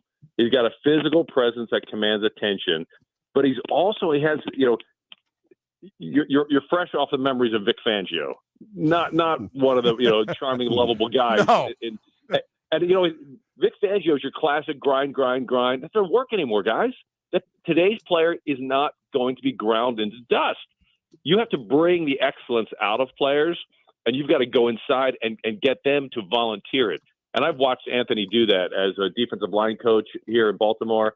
He has the ability to get guys to work 10 times harder than they wanted to work, and they're doing it on their own. And that's today's coach. All right, there you go. That is some cool. And listen, the anti-Fangs is going to work better with Mike McDaniel. I'm all for. I just think that they hired a guy who's more in line with what Mike McDaniel does. And the kicker is this. Sometimes it's hard to be extremely successful when it's offense against defense. You can do that during camp. But once you get to Sunday, you're all on the same team doing different things. And I just found, you ever get the feeling where we come in on Monday and we were like, man, the defense gave up 1,000,000 points, or the offense didn't score any points, right? We always separate them.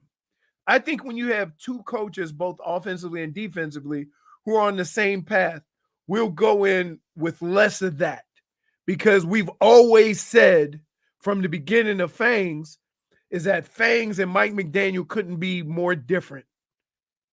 Right. Yes. And so what we started I doing, felt like, I think the last couple of years, I think this is what I think with Mike, right? All right. First year, your number one job is fix Tua. Don't even think about the defense. right. We're going to keep what we have here with Boyer. You do you, baby. And like you get Tua fixed and you focus on that. Cool. All right. Then it's like, hey, we know he wasn't your guy. He's a bit of a dope with some of his calls. We're going to bring you in, the guru of all gurus. It's like, how can you relate to that guy? Like he's looking at you probably disgruntled because he has, one head coaching gig his entire career. He blames COVID as the reason it didn't work out. You're the hip young guy. You couldn't find two more opposite guys. You're not allowed to say anything to him. You have a good relationship with Jalen Ramsey. but you can't give the same input to Jalen Ramsey that you give to Tyreek Hill, and because you're handcuffed. And so, like, yeah, why wouldn't you have your own coaching staff in your command and actual communication lines with? So I think it works better when you have like most of your coaching staff is up and coming. Yeah, they're all hungry for the same thing, right? Yep. And so from that standpoint, you'll probably see a different energy on the defensive side of the ball, right? Like I think so. But I'll tell you one thing: don't lose Christian Wilkins. Don't lose, especially now. He was a D-line coach Yeah, before, especially now. don't lose Christian Wilkins. I think the biggest thing is, well, the funny thing about all this is you're going to be able to keep everybody you have and sign all the guys you want to sign once you trim the fat. There's some substantial contracts that are going to get cut. Substantial. I was reading something that said they could go from like 50 million over the cap to 50 million under the cap and sign Tua. Cap's always hocus pocus. I mean, but even you want to know what, Leroy? When have you ever had an off season? What have they done? Once when they tanked? When's the last off season the Dolphins haven't been able to get the free agent they wanted to get? Name it. You make it work. They make it work. Stephen Ross writes them checks, dude. He'll put up that upfront money. But wait. Hold on. I hate having these conversations because you are missing the point. Okay? I don't care how much money you have, right? The owner of Seattle is way richer than Stephen Ross, right? He can't just write a check for whatever he wants. Sure he can. He does it all the time. No, they call him willy-nilly. There's a salary cap. -1. Okay, dude. Yeah, the salary cap. You still regardless of how you manipulate the numbers, okay, you still have a salary cap. When is the last time Stephen Ross? They make it. They make it work. Of course, but the fact still remains. Everybody has a salary cap. In order to bring something, see, here's what a lot of people fail to realize, right? When a guy don't play and you call him a bum and let's get rid of that money, and they get rid of him, you're like, good, he wasn't any good anyway. You forget how much money that guy made. It happens on every team where you gotta get rid of some guys, you gotta do certain things, you gotta trade guys, you gotta do a lot of different things with certain guys. That's how you keep it going. Dude, it's like you said, though. Chris Greer's the butcher, man. He goes out there, he trims the fat. You know, a little bit too much. What's going on here? Unless it's prime rib, and then you want the fat. Yeah, absolutely. Keeps that flavor in. Can I just say this? For the reason that you just discussed. Oh, the owner of Seattle is dead. Sorry. Yeah, no. But he is worth 10 more billion. You talking about Paul Allen? Yeah, the Paul Allen Trust. Isn't his sister the one that Jody Allen? Yeah, she ruined this summer because she put Joe Cronin in charge. Jody, did she? You ruined it. You trusted Joe Cronin to go out there and figure out. Okay. Hold on. Hey. Okay, Jody. Okay, thought you didn't want. Settle down. Let's get back to what we're You talking about. ruined it. That's who you put in charge. Let's just get back. You're off topic. I'm sorry. I never thought I'd ever say that to you. You brought them up. Okay. So what you have to understand is people forget about all the people that get cut to make the money right. Yeah. Right? You just say they make it right. They don't just make it right. But there's like 2 or 3 guys that they're going to get rid of that's going to save $50 million. Yeah. Look, listen, the Chris Greer's going to be like a plumber, dude. He's going to go with the snake. He's going to unclog this thing. Don't worry about it. It happens every year, though, with every team. That's what I'm saying. Nah, not every team. Some Yes, teams it get does. handcuffed. Some teams get handcuffed. Because Some teams get handcuffed.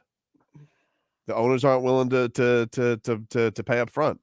Happens to the Raiders a lot. Yeah, well, they don't have the money. See, here's the deal. Another thing that people don't understand is when you give guaranteed money, you have to put a majority of that money in like a kitty or something. Mm-hmm. So if I give you $100 million guaranteed, you got to put like 60 of that or 70 million. I'm not sure exactly how it works, but you got to put some of that money up. That's why the Raiders were trading all these players before their contracts was up, because they didn't have the reserve money to put up by giving the guy guaranteed money. What's so funny? Nothing, dude. Nothing. Say it. Nothing. So don't worry about it, dude. No, I'm worried about it now. Nope. Get it out there. Nope. Is it on the chat? It's on the chat. Hold on. Let me see.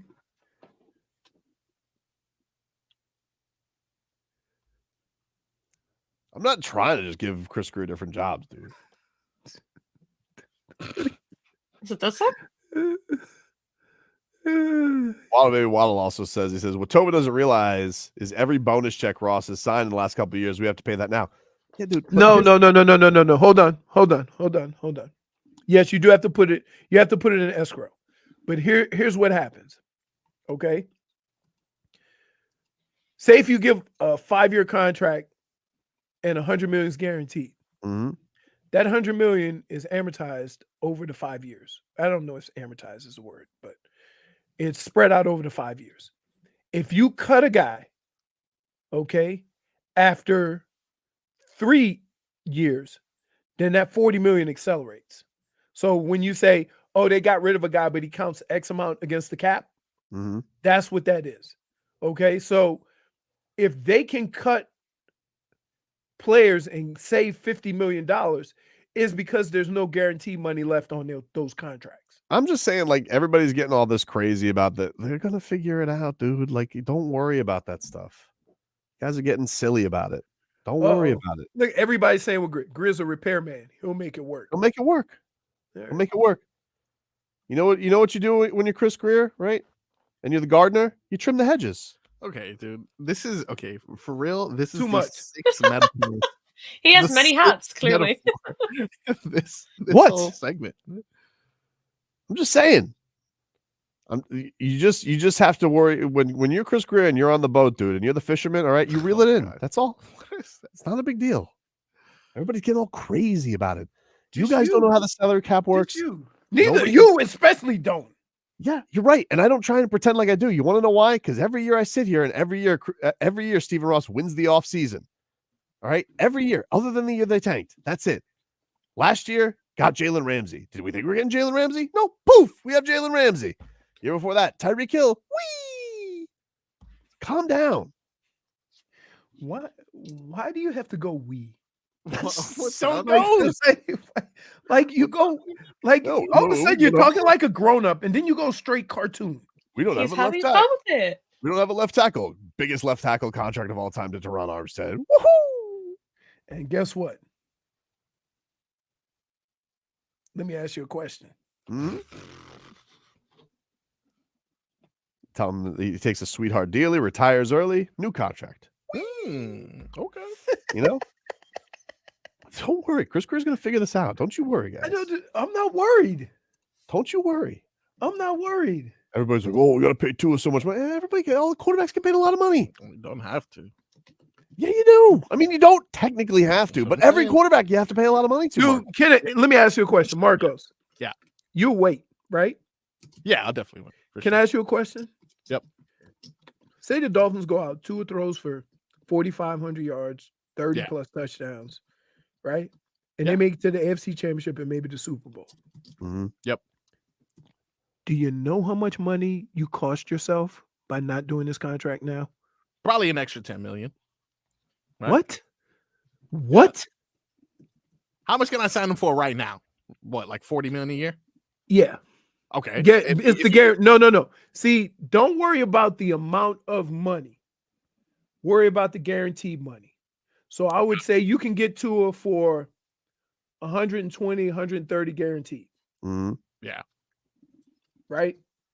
He makes it to the AFC Championship. He can get 150 to 170 guaranteed. No, there's only one person in the league get more than that, dude. Okay. Look, so even less. That's nothing. That's chump change for Stephen Ross. It's not. chump change. You guys got to stop worrying your No, pretty little. you heads. guys, I You really I do. need to stop having this contract You have to. conversation because I'm talking to two mopes. I'm not moping. No, I told you. This you'd wait, right? You'd wait. Chris Greer, who me? No, Marcos would wait. He hates Tua. He's off. He's don't off his have shit. it. You hate him, dude. Last in a skills competition. You have want me to been pay? worried There we about go. the dumbest things of all I time. just gave you a game bum. You're the guy. No, I'm just saying. You know, you can't expect me. Although, did you see Dan Orlovsky outscoring Tua? That's what I'm saying, dude. We got this guy on TV. He runs out of the end zone. He's outscoring Tua. Dade South says Chris Greer is a card dealer. He'll shuffle the deck. Okay. Exactly. Dude. He's on the deck. He gets it. And He now gets you got it. Dade South's a get it guy, you know? That's great. Take a break. Back after this.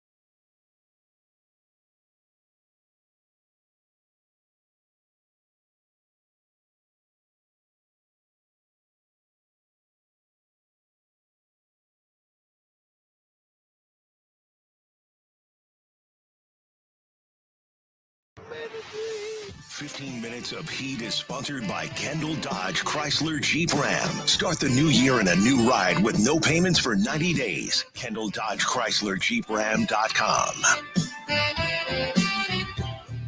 You know what? I know it's 15 minutes of Heat, and I will get to the Heat, but I'm so mad at Marcos. It's a good point, dude. I'm You have to so bring it mad up. I'm so mad at Marcos. You have to really look at the numbers. First, I want to let you guys know 2 years before the stop. Sorry. Before the end of this hour, we're going to give you a chance to win a pair of Heat Spurs tickets. All right. So be listening for that. Wednesday, Wemby in town. Heat. They got to get that. I'm gonna say something right now. Yeah. Tuesday, Wednesday, Miami Heat. They don't lose games. Oh. Don't lose. Is TTL on the menu if they do? And I just Actually, can I just funny you say that? Funny you say that? Put Marcos back on the screen, JFig. Nope. It is. It is on the menu. Okay. Can I just say this? Yeah. And here's where me and you have heartfelt conversations when I call you a dumbass. You are telling a team that is 2-8 in their last 10 not to lose the next two. That's right. When was the last time they won 2 in a row? I don't know. Yeah. That's my point. Probably 3 weeks ago. No, they just did. Oh, they just did. Yeah, they just won 2. Okay. Right. -1. So -1 for badgering. -1. No. They're still 2-8. Yeah. They got some Hold on. things they got to fix. I want to get to the Heat in a second. Completely I need some overrated. time because Marcos ruined my break. No, Okay? I didn't ruin He your break. ruined my I break. proposed a good question. I want to tell you something right now, okay? Yeah. I want to tell you something right now, Oh, you okay? look like he getting ready to go over there and fight. I you. will allow Yeah. people to be upset with the Dolphins coming up short. Where's his okay? rushing stats? No, do not give me rushing Well, stats. I'm gonna get these. I don't want anybody to think that I'm not okay with you guys being upset or disappointed with how the year ended. Yeah, okay. I don't want you to, I'm fine with that. You're coddling the guy. If you guys want to say you don't believe in Tua, fine. Yeah. But Marcos, I swear to God, if you ever come in here again and say Tua and Ryan Tannehill samesies, I'm gonna punch you right in the face. Matter of fact, I might fire you. I'm not sure Because it wasn't better. No, he wasn't better. He wasn't better. He very never bold. led the league in passing. Okay. He never led the league in passing. Different They scenario. never had a top five scenario. offense. And you had the audacity Different to come. situation, dude. Leroy, this is the audacity that he had to come in here with. I'm He excited said, now. and Let's I go. quote, Let him and I fight. quote, If you're gonna fight, I need to be there. Yeah. They never infested. Can y'all in wait? the Can you offensive line. table this till tomorrow? Because Yeah. I'll be in tomorrow. Okay. They never invested in the offensive line with Ryan Tannehill, where I'm pretty sure in Ryan Tannehill's tenure, they invested first round picks in like every offensive line position. Busts. All of them. Highest drafted center. They drafted That was a a good right. pick. Dude, they drafted a right tackle in the first round. Yeah. Left They tackle. drafted Was that Jake a Long? left tackle in the first round Traded him. with a gas mask. Traded him. They couldn't invest any more in the first round. They put a second round pick in Jonathan Martin. Yeah. They had a bully in Richie Incognito. Yeah. They couldn't stop investing in the offensive line on him. But you want to know something? He wasn't fun. You want to know what he was, Marcos? Yeah. He was fun. He was fun. No, he was okay. He was fun. Different was scenario, fun. dude. No, Different it wasn't a scenario. different scenario. You want to know why it was a Yeah. different scenario? Yeah. Because he was fun. He never dazzled. Marcos, if you don't think that the Dolphins have been more fun to watch over the last 2 years, Of course, it's you're been more then fun. you're just lashing out. It's not the same. Put Ryan Tannehill with Tyreek Hill, Raheem Mostert, Jalen Waddle. Hey, you want to know something? Yeah. You did. No. He just had AJ Brown. Okay, he's old. 2 knee surgeries. Okay. 2 knee surgeries by then. Old. Listen, do you think this is to his best season, the most recent season that he had? I would say so. Okay, so an amazing 4,600 yards, 29 touchdowns, 14 interceptions, with arguably the best offense ever created. Ryan Tannehill, similar numbers. Similar.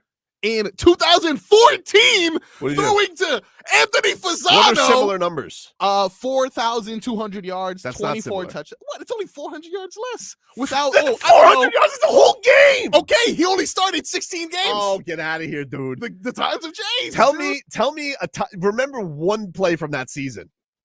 He scrambled to the right and threw it. Yeah, it was nice. What did he do? Dump it down to Charles Clay? It was a delight. I loved watching it. Let's not forget the rushing yards. 8 rushing God, you wanna touchdowns know that something? season. Go watch Ryan Tannehill highlights.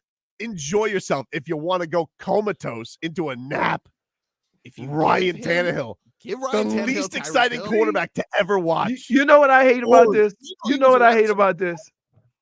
That in order for us to have an argument about which player we like the most or what we say about a player, why do we have to squash the other player? Because the other player, Ryan Tannehill was one of those quarterbacks that if you had him, you tried to replace him, but couldn't find anybody. Right? That was worth paying the amount of money you would have to pay. And there was no guarantee they were going to be better than Ryan Tannehill. So that's where you get the fine part of it. Tua has an elite skill. You can't just keep saying mobile. 311 yards. So is Justin Fields. Dude sucks. That guy sucks, though. You know, look at these numbers. These numbers are super comparable. By the way, was it accurate what I said, what I saw on Twitter? About what? What Tua said about Justin Fields. What did he say? Let me pull this up. Was it one about the running back room? Yeah. No, that was no way that's a real quote. How did you fall for that? I'm so disappointed in you. This guy's. I can't believe you have the audacity to come back and say, I wish. Who was he throwing to? Mike Wallace? That was the number 1 free agent receiver. He wasn't even the 3rd best receiver on his own team. That's his fault. Antonio Ryan Brown. Tannehill's fault. No way, dude. I think in the first 3 years of Jalen Waddle's career, dude, Ryan Fitzpatrick throwing him the ball, he has more 1,000-yard seasons than Mike Wallace had his entire career. That's Ryan Tannehill's He played 2 years in Miami. They made a fun wide receiver in Mike Wallace. He was so disgusted playing with dude. No, Marcos, look at me when I tell you this. Look at me in the eye when I tell you this. All right. I'll look on the I screen. want you to remember some Dolphins history. Yeah. Do you realize that Mike Wallace was so disgusted playing with Ryan Tannehill by the end of it that he held a press conference where another wide receiver answered the questions for him like he was negotiating as a translator? He hated Ryan Tannehill and Joe Philbin so much, he had Brandon Gibson say, says the guy's a bum. That's how it was. He walked off the field and quit because he was so sick of playing with Ryan Tannehill. And then proceeded to put up 479 yards the next year. Thanks a lot, Mike Wallace. Appreciate it, dude. I'm sure You he were was such. I in want to just Minnesota. tell you right now. I want to tell you, I didn't know that you are an instrument player, okay? Because your number 1 instrument is the revisionist. That's what you are, dude. Is that an Yeah, that's what you play, dude. What is that? You do. You are What you are section of the playing. choir You is are that? playing the choir, dude. Okay. You're doing ridiculous things. Sitting here, thinking about grand days of Ryan Tannehill playing quarterback. You want to know what Ryan Tannehill's quarterback, his whole tenure consisted of? Yeah. Me napping in the 3rd quarter. And you're like, oh, I miss it. It's the same as Tua because he had a bootleg. I think it's Jeff Ireland's fault that there wasn't success. I don't think it was Ryan Tannehill's fault. Okay. All these names that No, you it's named, never been his fault. bums. Anyone that you named who went to another team and did great after their tenure with the Dolphins. Who? Other than the guy that got traded for a gas mask. Thanks for those picks. Dolphins. Oh, legend. the guy who's like on the cornerstone of the Houston Texans offensive line and Dolphins has been legend. for the last 10 years. All right, we sacrificed. He doesn't get hurt. Wish we had him. Armstead barely plays. Tannehill. This guy misses Ryan Tannehill. We just compared the numbers from his best season, and it's the same season. Wait. Wait. Whoa. Without the best running game. Marcos, I'd like to make a point here. Without McDaniel. Marcos? Yes. I'd like to make a point here. Yeah. Tannehill was here for 6 years? No, longer. It felt like longer. Jesus. Yeah, it was a long pedestrian hell. It was So let me say this. 29 different coaches. You do realize this, right?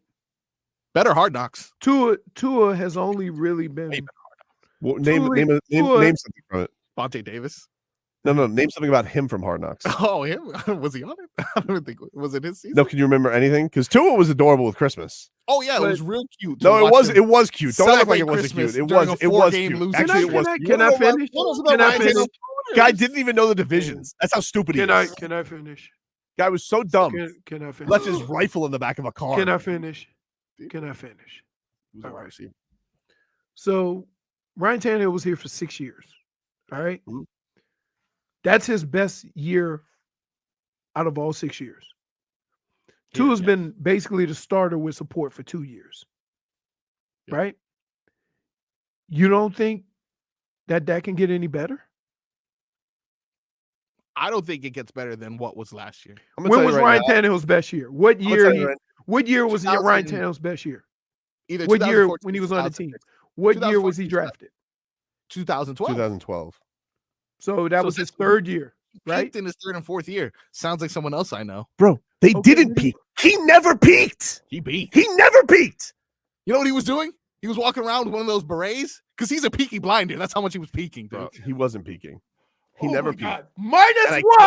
What? You know something, dude? Wow. If you're gonna sit here and like badger yourself and hypnotize yourself, thinking like anybody here enjoyed watching Ryan Tannehill play football, numbers don't lie. You're high as a guy. No, actually they do. They don't lie. Actually they do. Actually, how many wins did he have, Marcos? It was an 8-8 season. Okay, great. Hey, horrible team, horrible team, horrible coaching. Great, what a winner. Who was the coach? How can he win in those situations? Put him in this so let me get this situation. straight. So you're gonna give him excuses all of a sudden, but Tua, and you're talking about Tennessee games from 3 years ago, and that he doesn't get excuses Tennessee. We're not even talking about Tennessee. Please. I mean, comeback player of the year when he was in Tennessee. Sound like someone else, you know? Yeah, Tua just won comeback player of the year. Exactly, they're the same person. Stolen McRibs. Barely trying. Stolen McRibs says it best, and this is why I am just so happy. Did you know Tannehill was a wide receiver? I love this line right here. This is my favorite.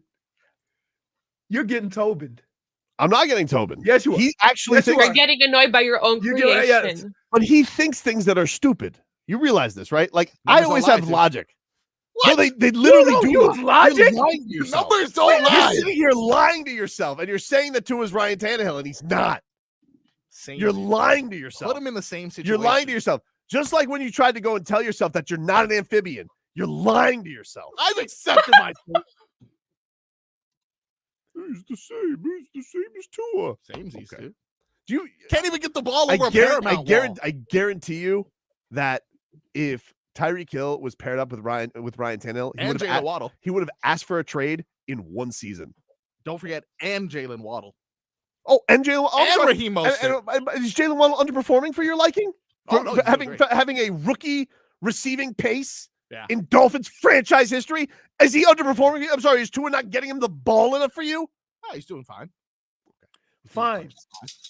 Yeah, he's only done something that nobody's ever done in the history of the franchise. Can't hit a moving target in flag football, but he's doing fine. Oh, no, that's great. That's how you win championships, dude. Hitting dummies. You're going to go with Ryan Orlovsky and his skill set. Dude doesn't even know how big the end zone is. Tannehill won a playoff game.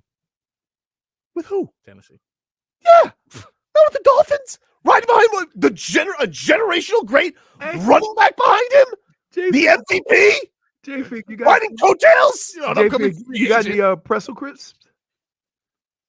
You got pretzel crisps? I wish a SWAT team would surround you. because right now, I'd be mobile enough to get away. Hey, you know what? This is awesome. I want him because now you get a little taste of what you do to me. I want him to. I'm going to punish you. Okay. What? I'm going to punish you. Am I watching film? I'm going Caller number 83. I'm going to watch you.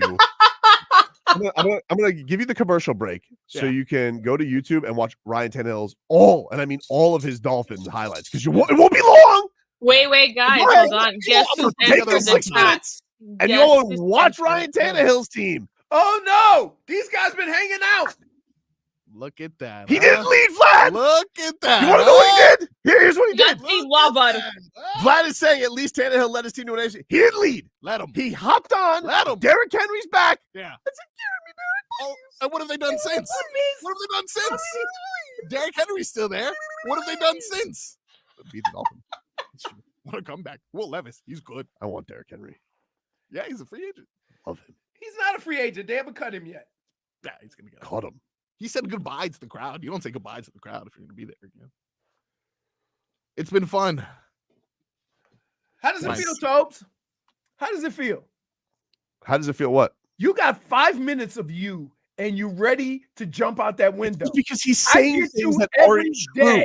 He's sitting here every day. He's like, she wasn't that bad. She set your house on fire. Nah, she wasn't that bad. Yeah. You know, she had some damage in her past. And you're trying to say it was a great relationship when it's terrible. She set my house on fire, but it's because she was attempting to build us a fireplace in the back.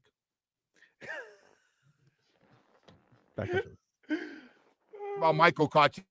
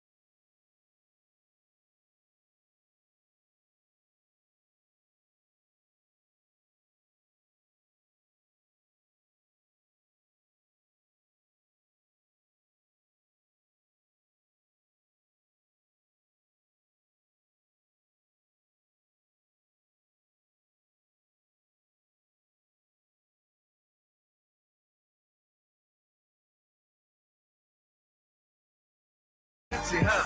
You fancy, huh? Oh, you fancy, huh? I'm so fancy. You already know I'm in the fast lane. From LA to Tokyo, I'm so fancy.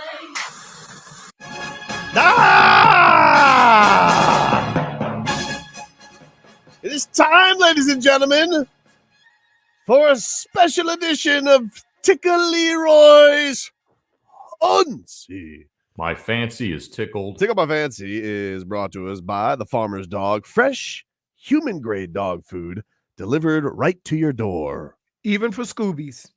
Even for Scoobies or Zeus's. Can I just say something to Farmer's Dog? Hmm? Love that, dog food is getting better and we, feed our dogs really good food. They eat better than me sometimes. Mm-hmm. That's why every now and then I accidentally eat one of their cookies. Please don't make it look like people food. It looked like an Oreo cookie. Sorry. Even though it said dog biscuit on the bag. That's all. Leroy, yes. Normally we preview the weekend with Tickle My Fancy. Yeah, we do. I'm going to review the weekend here with you. Yes. And see if I could tickle your fancy with some stuff. Leroy, this is Tua Tagovailoa. He was at the Pro Bowl and he was asked about, if you don't mind playing it, Marcos, in your mind, lefty Ryan Tannehill, if you don't mind playing his clip, he thinks a long-term deal with the Miami Dolphins is going to get done. Here's Tua. I believe that will happen, but I'm going to let, my agents, going to let, Chris, Mike, let those guys talk about that and let them move forward accordingly. As we all know, there's some changes, to our coaching staff. I think there's going to continue to be, changes all over, but throughout this offseason, I think as we look at it, it's going to be a new team, new outlook. Hopefully we can keep a lot of guys as well. I think the main thing is getting together as much as we can throughout this offseason with the guys that are going to be here and get that work in with them. Leroy, does Tua's confidence in a new deal tickle your fancy? Yeah, the one thing that I'll say about Tua and Mike McDaniel and Chris Greer and the owner is that these situations, as bad as they get, never get too pretentious, right? Even when X sat out, right? It never got to the point where that second time with the Instagram blast, that was pretty rough. Yeah, but still, it got done. It got done, but it was contentious. Right. And it's gonna get real contentious this offseason too with him. Yeah, it's usually like an every other year thing with him. Right. But yeah, I think he has all the confidence in the world. And let's be clear. Look, we all talking about, long-term security or whatever. But dude's gonna make 20+ million this year. Okay. So he'll be all right. He'll be all right. And so it's not here. There's a big difference if he's Brock Purdy going into the year, talking about a contract, or Tua, who's going to be making 20+ million, talking about a contract. If you told me, Marcos, that the plan is they have to make him play it out or they're going to make him play it, I don't blame them for doing it. Correct. But I'm not going to sit here and be like, this haven't been two of the most fun Dolphin seasons to watch the offense, because I like offense. It's fun. They're good at scoring, and he's a big reason for it. You think anybody could do it? They can't, because we've literally seen other quarterbacks try and do it with the same roster, and it was awful. Backups, though. Yeah, who cares? Backups. Can anybody do it, or can anybody not do it, dum-dum? Can I ask you a question? Can anybody do it? Marcos, or can anybody not do it? Marcos, can I ask you a question? Sure. If Tyreek Hill is so game-changing, definitely, then why has he had his most success here and not with the greatest quarterback in the league? Perfect storm. What? Mike McDaniel, Tua. Perfect storm. Mike McDaniel. But that's my point. You got to include Tua in that success, right? Yeah, he's a good quarterback. Okay, so let me ask you this. Hasn't been good. Whoa. Let me finish. Yeah. Name one player during Ryan Tannehill's tenure that had a career year. Because we have two players. We have two players. Jarvis Landry. No, he did it with Cleveland. Did he? Damn it. He had way more fun in Cleveland too. Sure. Because he actually got to go deep. He was with his friend. He needed to just- Adam Gase was the coordinator. Marcos, I Adam say Gase this, is a bum. You'll get no argument from me, but I wasn't his first coach. I say this for this reason. Yeah. We always want to discredit one player with the success of another. But why can't we give the credit to the player who made the great player have his best year as a professional? Can Tua get credit for that? Who's a good wide receiver during the Tannehill era? Jarvis Landry. They all came in. Jarvis Landry went to Cleveland and became what? Jarvis Landry. Do you want to know why? Yeah, Do you want to know why he blocker? wasn't as good here? Because he had Ryan Tannehill as his quarterback. Because he had Adam Gase as his coordinator or Joe Philbin. Yeah. But if it all works in there, why are you discrediting one part of that? That's my question. Why are you discrediting? You're going through all the different pieces with Ryan Tannehill, but with Tua, you're not giving him any credit. You're giving all the credit to. No, Here's another thing you're not remembering. When Adam Gase's first year with Tannehill, everybody was calling him a genius, and they were glad that Jarvis Landry got the heave-ho out of here. They smeared his name out the door. Yep. Or That was as Tobin would say, besmirched. They besmirched Jarvis Landry. But that has nothing to do with Tannehill. It literally has everything to do with Class. Tannehill would never besmirch anyone on the way out. Ryan Tannehill was reported as saying he told the practice squatters, enjoy your practice squad trophy for picking him off in London practice. Yeah, well, I mean, he was a jerk. Act like you've been there, please. They haven't been there. They're practice squatters. Is there any guy who has handled what he's been through his first 4 years better than Tua? Yeah, Ryan Tannehill, who had to deal with a horrible ring around the rosy of offensive coordinators and head coaches, and a horrible supporting staff. We've They literally Tua. they brought his Someone said mean things. dude, to they Tua. brought his coach from college to be his coordinator at first. What, Mike Sherman? Coddle him anymore. Boy, little baby, Ryan Tannehill to pinch your cheeks. Best season though under the Sherman. Charles, where's Charles? Where's Jaworski? Charles Clay, best season underneath Ryan Tannehill. Went to Buffalo, disappeared. Yeah, that was actually weird. I don't know why they didn't pay him. Very strange. Very strange. Anyway, that's all we got for Tickle My Fancy today. We're out of time. Hey, you know what? This Ryan Tannehill. But I'm done talking about this. I'm done. All right. I'm done. Did you know he was a wide receiver, though? I don't know if you knew that. Back after this. WQAM brought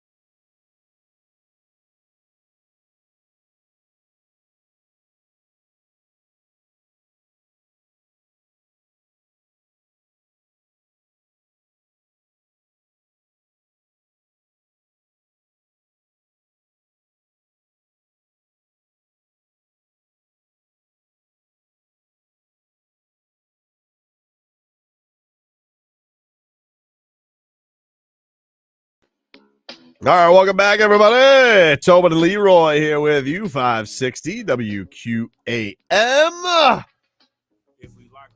Let's get to some headlines brought to us by the new Palmetto Ford Truck Super Center. Why buy your truck at a car store? Palmetto Ford. We know trucks. Miami Heat, they fall to the LA Clippers last night. Tough effort. Heat couldn't hit a three. Refs couldn't stop getting tricked by James Harden. Idiots.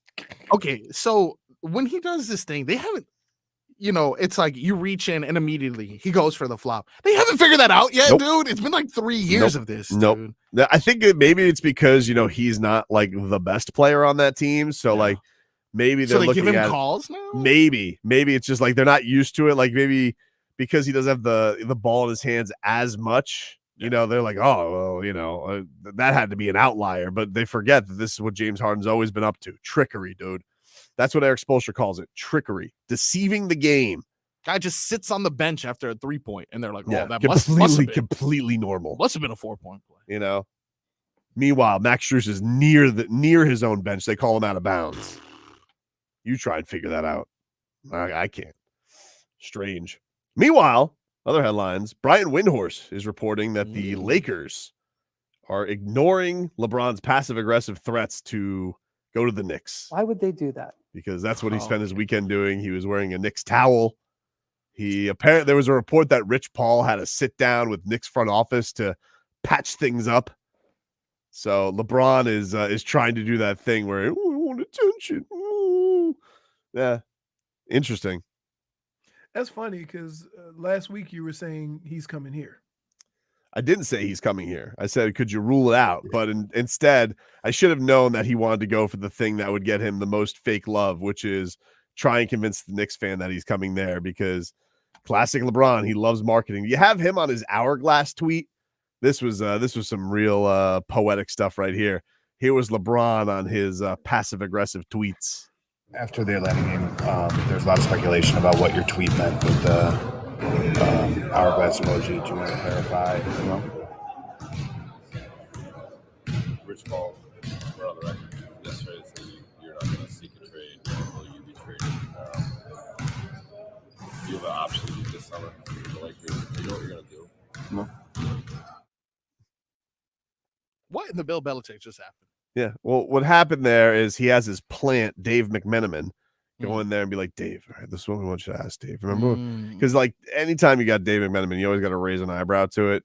He's new Windhorst. And so it's like he has him there. Like, remember when LeBron would do these things where he'd get swept in the finals and then all of a sudden he'd like memorize 9 plays scripted with Dave McMenamin. Wow. So like he'd have Dave McMenamin ask him like, hey, LeBron, can you tell us what happened there at the 4-minute mark? And then LeBron would list off like 9 plays because he scripted it. And he'd be like, oh my God, LeBron's a genius. And you wouldn't think about him getting swept. So classic where like right now the Lakers are, they're fine, but they're not that great. And so he's got to think about the next thing. And so what's the hot thing right now? Oh, the Knicks are the hot thing in basketball right now, Mecca Bros. So LeBron goes and he beats the Knicks, although as Ben Stiller wants to whine on Twitter, God, he's annoying. He's like, let the record show it was shorthanded. Hey, Fokker, why don't we just go with what happened? You lost. Jesus. But either way, so LeBron beats the Knicks, wears a Knicks towel, and then is like, oh, this is so, he's like tweeting out like Statue of Liberty emojis.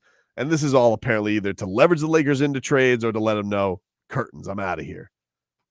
Classic stuff from him. Classic stuff. That's why you can't allow a fox in the hen house. You know what I mean, dude? And by the way, I got to say, it's a little unbecoming of the Heat fan recently who has been rats off a ship on Jaime Jaquez Jr., claiming that he's hit some rookie wall. He's coming off an injury. And I know he hit his first 3 coming off injury. He's not hitting the rookie wall, okay? Let me just make it clear. Jaime Jaquez Jr. does not hit a rookie wall, okay? He takes his pivot foot and he goes to footwork town around that wall. So this is just a little blip, just like the other players who had to acclimate to the new players that are around. You don't think a rookie's going to have some acclimation to do, okay? Every once in a while, the reptile has to get used to the climate. And so what we're going to have here is Jaime Jaquez Jr. No, they don't. There's iguanas falling out of trees everywhere because they didn't get acclimated to the climate. It's exactly them acclimating to the climate. Otherwise, they would die. So just Falling. trust me when I Stop. tell you, Jaime Stop. Hopkins Jr. is going I to have two choices in life: get acclimated to the weather or concuss myself on the ground from falling out of a They're not going to tree. get concussed. They land softly onto the grass like a little pillow, little grass pillow. 11 of 36 since coming He's back. gonna be fine. And you want to know how I know? You want to know how I know? Yeah. Ron Rothstein said so last night. Ah, okay. And if Ron sees it, Stop the tape. you know Jaime is gonna be coming around anytime soon. So don't you? And even Bam was saying, you got Bam from last night? I do. Here is Bam. He's saying we're better than last year. I mean, you go back to that and you'd be like, we was in a worse position last year. You know, for the whole season, guys was out, not just half. So at this point, like I said, we're better than we were last year, and we just need to get in the film, really lock in, and keep having communication, and keep figuring out how we can win these games, even if it's in the mud. Give him a tissue. Is he sick? No, he just has to. He always does that. He just always clears his throat. You know? I appreciate that more than otherwise. He's gonna have that frog in his throat. You might as well just clear it. Okay. You know, problem with maybe frogs? they can get a cough button up there for him. You know, but Ooh. the point is, these Heat fans who are just despicable sometimes. Wow. With their ingrateness. I see Not a these people word. because it is because these Heat fans, they see Cam Whitmore have one good game, 25 points for the Rockets, and all of a sudden you're like, we should have taken him instead of Jaime Jaquez. Oh no, dude! You're not gonna sit here and talk about Cam Whitmore having a cameo when Jaime Jaquez Jr. has been one of the best rookies all season. Allow him a little bit of grace, okay? Because let me tell you something, dude. They throw him right to the Wolves, and most of the time he comes out on top. So trust me when I tell you, if you're going to be rats off a ship on Jaime Jaquez Jr., you're going to regret it. Had Kawhi yesterday. Yeah. Yeah. Or Paul George. Not easy for a rookie. What's this coward Cam Whitmore doing? Exactly, dude. Exactly. No clue. Exactly. No clue. You guys want to, we got this wrong. Yeah, Twitter's made basketball the worst. The worst. You guys can't enjoy some beautiful footwork, you know? As Tony Fiorentino would call you, a bunch of pseudo experts. 2 for 11 from 3 ever since you said this was his team. Dude, I don't even think it's that because he hit 1 yesterday. Second of all, he's going to be fine, okay? Yeah. And it is his team. Okay. Now, did the win streak get snapped with him coming back or not? You know what? You're right about that. Exactly. You're boxed in. It wasn't the exact game, though. Did it get snapped in the midst of his return or not? Yeah, no, it did. Correct. Shoot, Boxed in. Go ahead and Where's my sound? You've been boxed in. I'm going to give away some Heat Spurs tickets here in a second. But first, I have to get an update. It is time for an Inter Miami update. Brought to us by Kettle One. Kettle One vodka made to cocktail. I watched them in their friendly. Which one? The first one. The one in Saudi Arabia? Yeah. Because I wanted to see Messi against Ronaldo. Neither of them played. Neither of them played. Did you see yesterday, Hong Kong, they were chanting for refunds because no Messi, no Suarez, and Hong Kong was not pleased. The Hong Kong government came out. They were upset with Inter Miami. Oh. And the Pinks. And to what I have to say to Hong Kong is, welcome to our world. Welcome. You never know when he's going to play. Absolutely. You never know when he's going to play. Apparently, we were sitting here, and then, I've been told, like, don't be an ingrate, Tobin. You should be glad that Messi's wearing your jersey. The one thing I'll say about Messi, I'm not going to act like I'm some soccer aficionado because I am not. I am a soccer noob. But I was told this guy was going to come here and revolutionize the sport.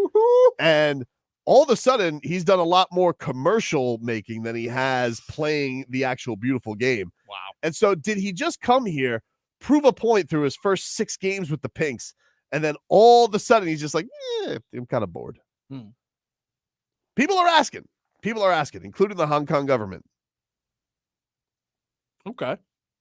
Are you saying samesies in the Hong Kong government? What I'm saying is don't cry to me about Messi not playing for you. We've already had that down here. Okay. Yeah. If he's going to play anywhere, all over the world, then he was hurt. Enough already. He's had his time off. It's time to stop coddling this guy. He makes $1 gazillion. He's the face of a league. You're either going to be the face of a league or don't dupe people. Okay. You're like James Harden. You're out there doing trickery. Either play or don't play. And this Tata, I feel bad for him because he's got to make a new excuse under the sun every single day. So you can coddle the quarterback. And you like how this, and you like what do you mean? No, I'm just not the greatest all time for me. Okay. You can't give him the space that he needs. Win an MLS playoff game. Okay. All right. Let's get to a run there. Let's keep the main thing the main thing. But I don't want to hear Hong Kong complain about it. Yeah. Get in line, Hong Kong. Yeah, get in line, dude. If it means that he's going to play more games for us, then good. I'm for it. Yeah. If this is just going to be a pattern, then I don't know. And by the way, why did New York get the final for the World Cup? Yeah, what the hell is that? Why would you send it to New Jersey of all places? We get the third place game too. Let me get this straight. A turf that destroys ligaments, like it's going out of style, like it's a jiu-jitsu match. Yeah, you're gonna put soccer greatness on that pitch. Dangerous, dude. If you're gonna go to anybody, you should go to Stephen Ross for the finals and his grass farm. Yeah. And I know they claim that they're going to go put grass into MetLife. Let me ask you something, dude. You trust New Jersey grass? Nope. Where's it come from? Where does it come from? Where's it come from? Where's it come from? There's not even any sun over there. Where's it come from, dude? I think I've made my point here. Do you trust New Jersey grass? I think I've made my point. Anyway, let's give away those Heat tickets, huh? Yeah. If you guys want to go to Heat, Spurs. Give it to caller number 78. 78. Oh, if you want to do 78, no, let's give it to caller number 4 right now because the NBA decided let's just give up 4-point wonder plays last night to James Harden. Caller 4 right now to 305-567-0560. 305-567-0560. Caller number 4 is going to get a pair of tickets to Heat and Spurs. And you guys will go to get to see the Heat kick Wembanyama's ass. Caller number 4 to 305-567-0560. Back with more after this.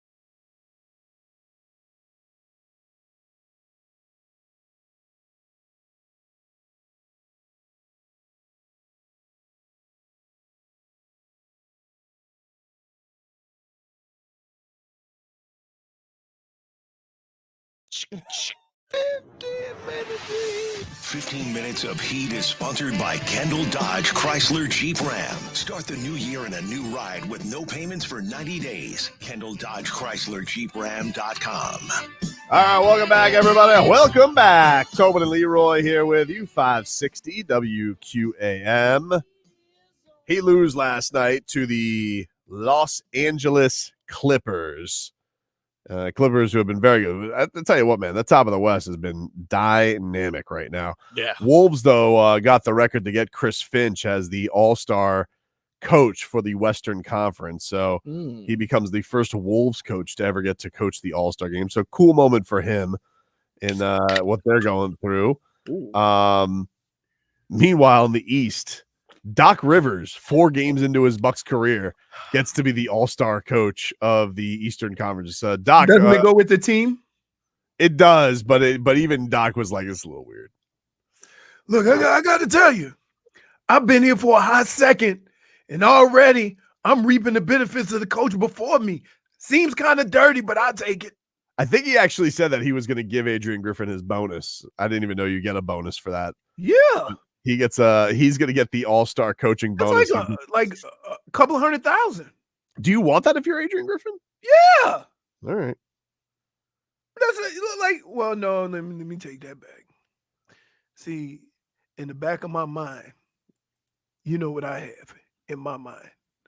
Robert Smith yelling, "You ain't give me nothing back when you scored all them touchdowns from the one."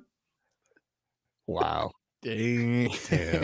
I mean, this dude, he's like a regular Ron Pitts. No, can I tell you? You want to hear an interesting story about me and Robert? So we were playing a game and we got inside the 10 and I started onto the field, right? He had the audacity to wave me off. Oh, jeez. Right? He went. All right, tough guy, go ahead on in there. He ran one play, and his face mask, when you looked at it, his ear hole was in the front of his face. And guess what he did? He's like, he waved me right the hell back in. Like, I tell you what, people say, "Oh, all you got was all the one." Do you understand that everybody that's playing football is in a 5x5 box? I bet you. I'm going to say it couldn't have felt good. No, it doesn't feel good. And I got some size. You got to try to make yourself skinny. That's what coach used to say. Make yourself skinny. Dude, I ain't skinny. Doc Rivers, the Wolves, the Bucks, they have dropped to 1-4 in the Doc Rivers. Tough start for you so far, Doc. Although I understand you guys are on a tough to start on a West Coast trip.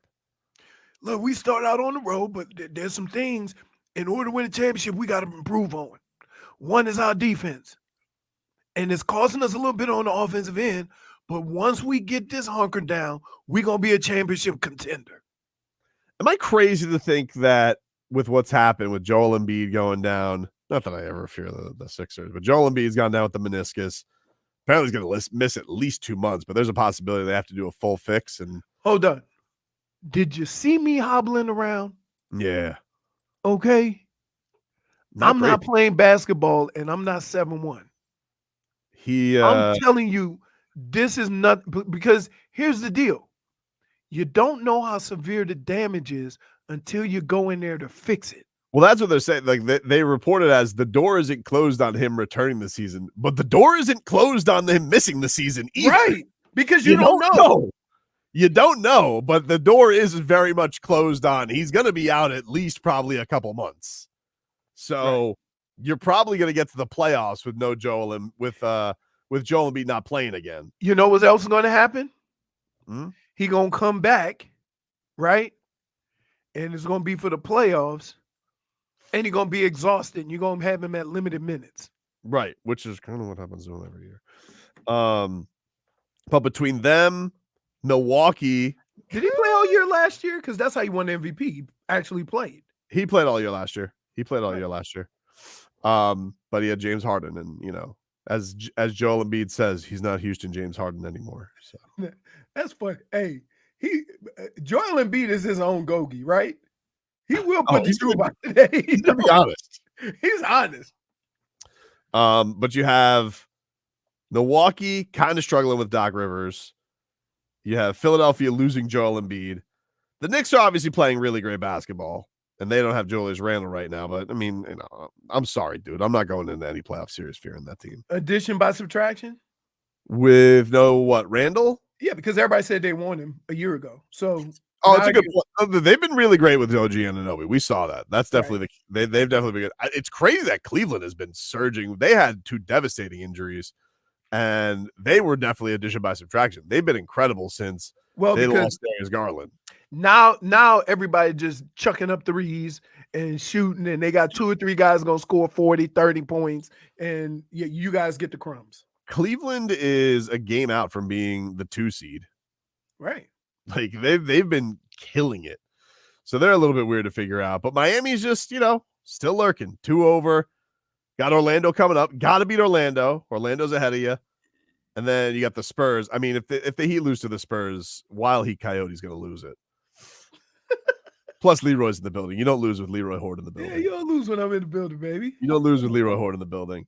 And then they got they got Boston, I think Philly, and Milwaukee all coming up next week. So, some big games coming up for Miami. They got to get their house right, as Eric Spoelstra says, and get these next 2. But yeah, man, some weird stuff going on right now with the East. The West is like just a murderer's row right now. Whew. Oh my goodness. Denver, good. LA, Minnesota, OKC. They're all good. But here's the difference with the difference between the West and the East is the West not only has, the Denvers and the Lakers and the Clippers and the who is it? Sacramento, teams that have been consistently, competing for a minute. Now you got the up and comers. Right? I mean, you got to Clippers are all winning this thing right now. Right, that's what I'm saying. OKC and Minnesota are both 35 and 15. Right. LA, who we saw last night, the Clippers, they're 33 and 15. So Right. 2 games in hand. Denver is 35 and 16. And then you got Sacramento at 29 and 19, Phoenix at 29-21, New Orleans at 28 and 21, and Dallas at 26 and 23. And then you have LA Lakers under them, 26 and 25. So, yeah, it's getting to that time, man. All-Star game next week.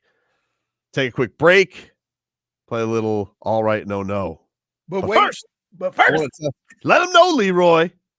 You guys know Bernie Kosar, friend of the show, one of my good friends, has been through some stuff. He's been through some stuff in his career after a long, grueling career, 40 surgeries, over 100 concussions. He was down but not out, and this comeback is amazing because the first thing he did was realize that food is medicine and change what he put in his body.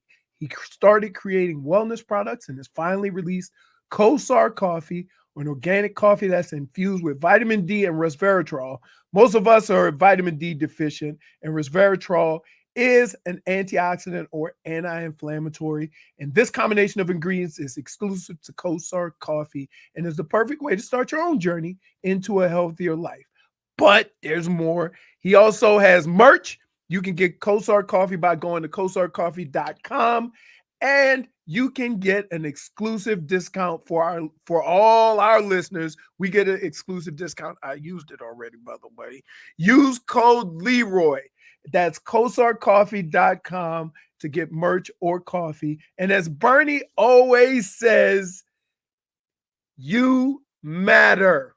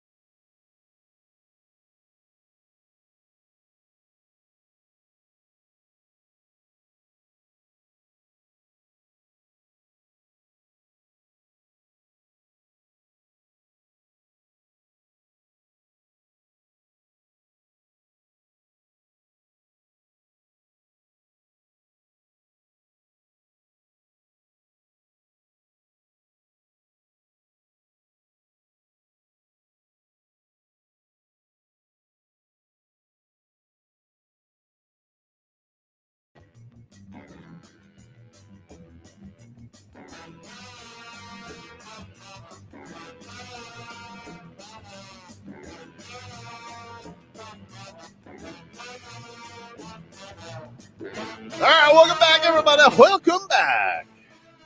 Tobin and Leroy here with you.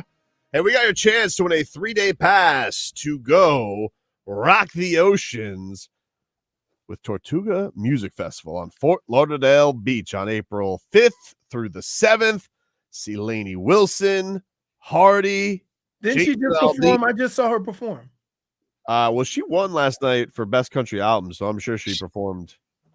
She did not perform, but she did perform at the Country Bay Festival. The big one yesterday was Tracy Chapman performing with Luke Cole. That's what that was my all right was going to be. Oh, okay. Well, listen. Okay.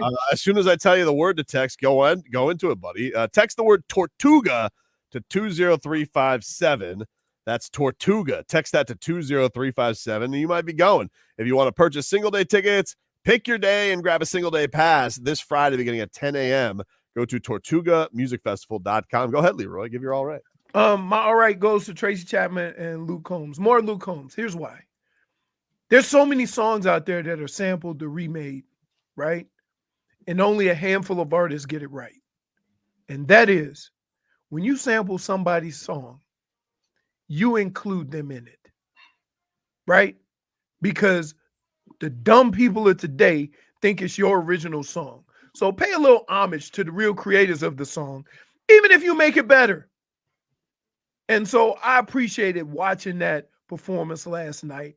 And I think kudos to Luke Combs for actually, bowing down to Tracy Chapman so people know who actually made that hit. And not only that, I mean, she hasn't done a lot of performances. And so we have this, kind of resurgence this year. I think it was watching on Twitter. Somebody said, I didn't know that wasn't Luke Combs' song. Pay attention.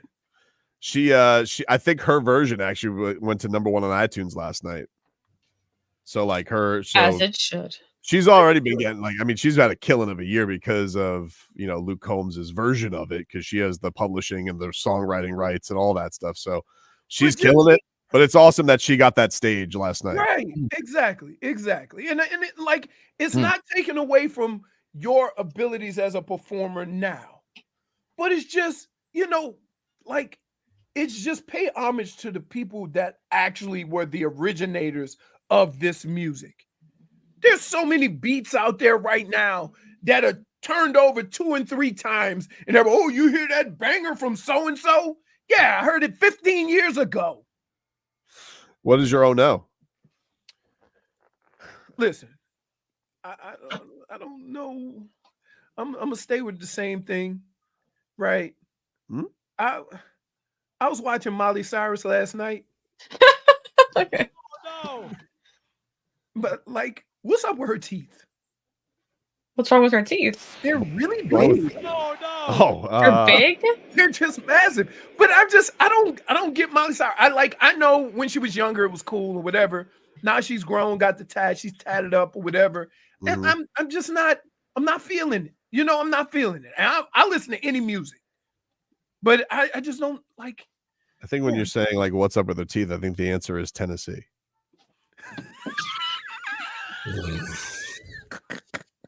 No, but if you see her perform, I could not stop staring. I really enjoyed her performance. I couldn't stop staring at her teeth. I'm a big teeth. I thought you were gonna comment on her hair. At least I don't care about that. You do what did her hair look like? Hey, listen, her hair was bigger apparently than her teeth. The 80s hairdo. But here's the deal. Here's the deal. Okay, let me show you, give you a visual. I would be a damn fool to be commenting on hairdos. Okay, I'm keeping it real. So I think her just fine. She's got a look going on. What did she win last night, JFig? She won a lot, and I'm really proud of her because she came back with a Flowers? really good album. She had Song of the she did. It was off her Flowers. Yeah, and did she win? Who won Album of the Year? I know one. The rapper. Where do you know who it was? It was Taylor Swift. Oh, so but here's the other thing: the rapper that won all the awards got arrested. Oh, I saw Killer Mike got arrested. That's crazy. Killer Mike got arrested. They walked him out of the Grammys. He was escorted out after he won. Right. Well, at least they waited till he, What do you got for all right on JFig? Well, I'm gonna start with my no, which is this whole tornado warning thing. I woke up excited. It's to your go- fault that none of us could have fun because you True. were talking about it was like category 5s coming through here. Okay, and it no. was Do sunny. not Yeah. okay, because I woke up, my alarm. I woke up, I was excited to go out, and then I start getting these what are those alerts called? It's kind of like an Amber Alert, but for Weather. Yeah. weather. And it's this whole 2 paragraphs saying tornado warning in like 15 minutes, take shelter now. And it's saying take cover now in caps, okay? And then it's saying move into an interior room, this and that. And they're just going really into detail. And I'm just wondering, how serious is this situation? I was confused. And it said it was going to be on for like a couple hours. Like they made it seem like it was like a whole day thing. And guess what? It turned out to be 15 minutes. Right. I was upset. Well, here. Not for nothing, JFig.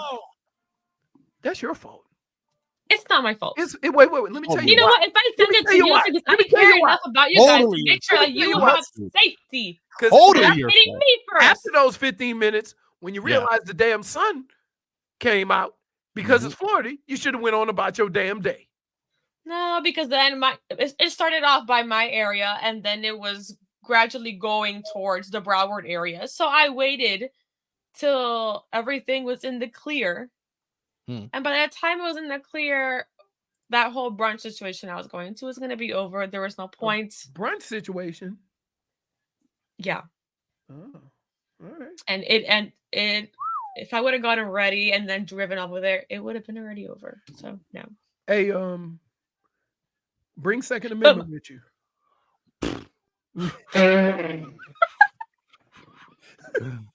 We need No, we're not talking about this. We need to get vetted. We look as your protectors. We need to vet this situation. I'm just saying. I will give you an update tomorrow. Anyway, my all right goes to nothing actually happening yesterday. I was really happy that there was no damages. So that was good. Okay. Definitely. Oh, is that like when they closed schools for a hurricane and then somebody put like it was Ernesto and somebody put a leaf in their front yard? Yeah, a leaf happened. Well, actually, by my area, there was a bunch of like tree trunks on the floor. Apparently, I don't know. On the floor, aren't they always on the floor? Okay, tree trunks on the floor. Right. That sounds like a girl with a big old butt. That's a new rap song, Marco. That's a new rap song. Got them tree trunks on the floor. Who's calling the guest line? Who is calling the guest line? Should we put him on air?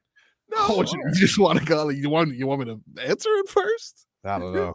Okay. Dangerous game, right? Yeah. I'll go real quick just so you can answer that call, Marcos, so we can get to it. Am I all right? It goes to Anthony Weaver. Congratulations on getting the new defensive coordinator job. Kudos. And I like that Mike McDaniel throwing a little shade at you at Vic Fangio because he can't develop nobody. That's not He shade. can't develop anybody whatsoever. Marcos, did you turn them off? Did you turn their pot off, dude? Like what? Yeah, all right. So happy that Anthony Weaver gets a job. I think he'll do a great job, and looking forward to Mike McDaniel having somebody he actually wants on his coaching staff with the defense. So there is that. My I mean, it goes to Marcos. I wasted my time. Oh, get out of here, dude. Dude, I have people texting the words Brian Hartline to me. Oh, hey, what happened to him after Tannehill left, dude. huh? Annoying. Can he dude. still? Can we get him?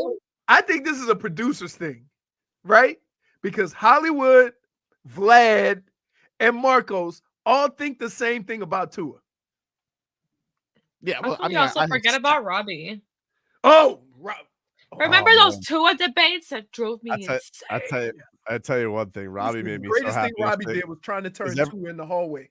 Every time I watch a James Harden game, I get to play and retweet the video of Robbie the Degenerate doing the difference between Dwayne Wade fouls and James Harden, and it is incredible. It's on my Twitter account right now, @Brent_Tobin. Retweeted it last night. It's amazing.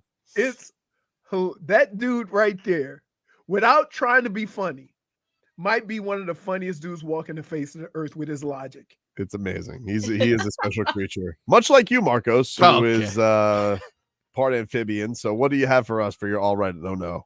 Quickly, my all right goes to Jay-Z for receiving the Global Impact Award and using that platform to call the Grammys out and say, how has my wife won more Grammys than anyone else, but not Album of the Year? Fair point.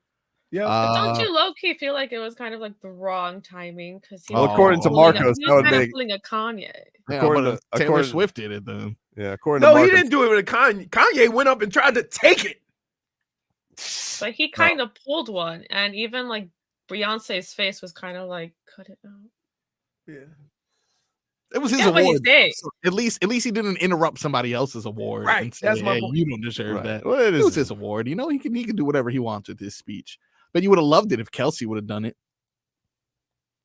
I love this MVP, but Taylor support. Give us your own no. Stop it. Minus one. My oh no goes to this new TikTok trend that is sweeping the nation, where you enter someone else's home and sit down on their couch. What?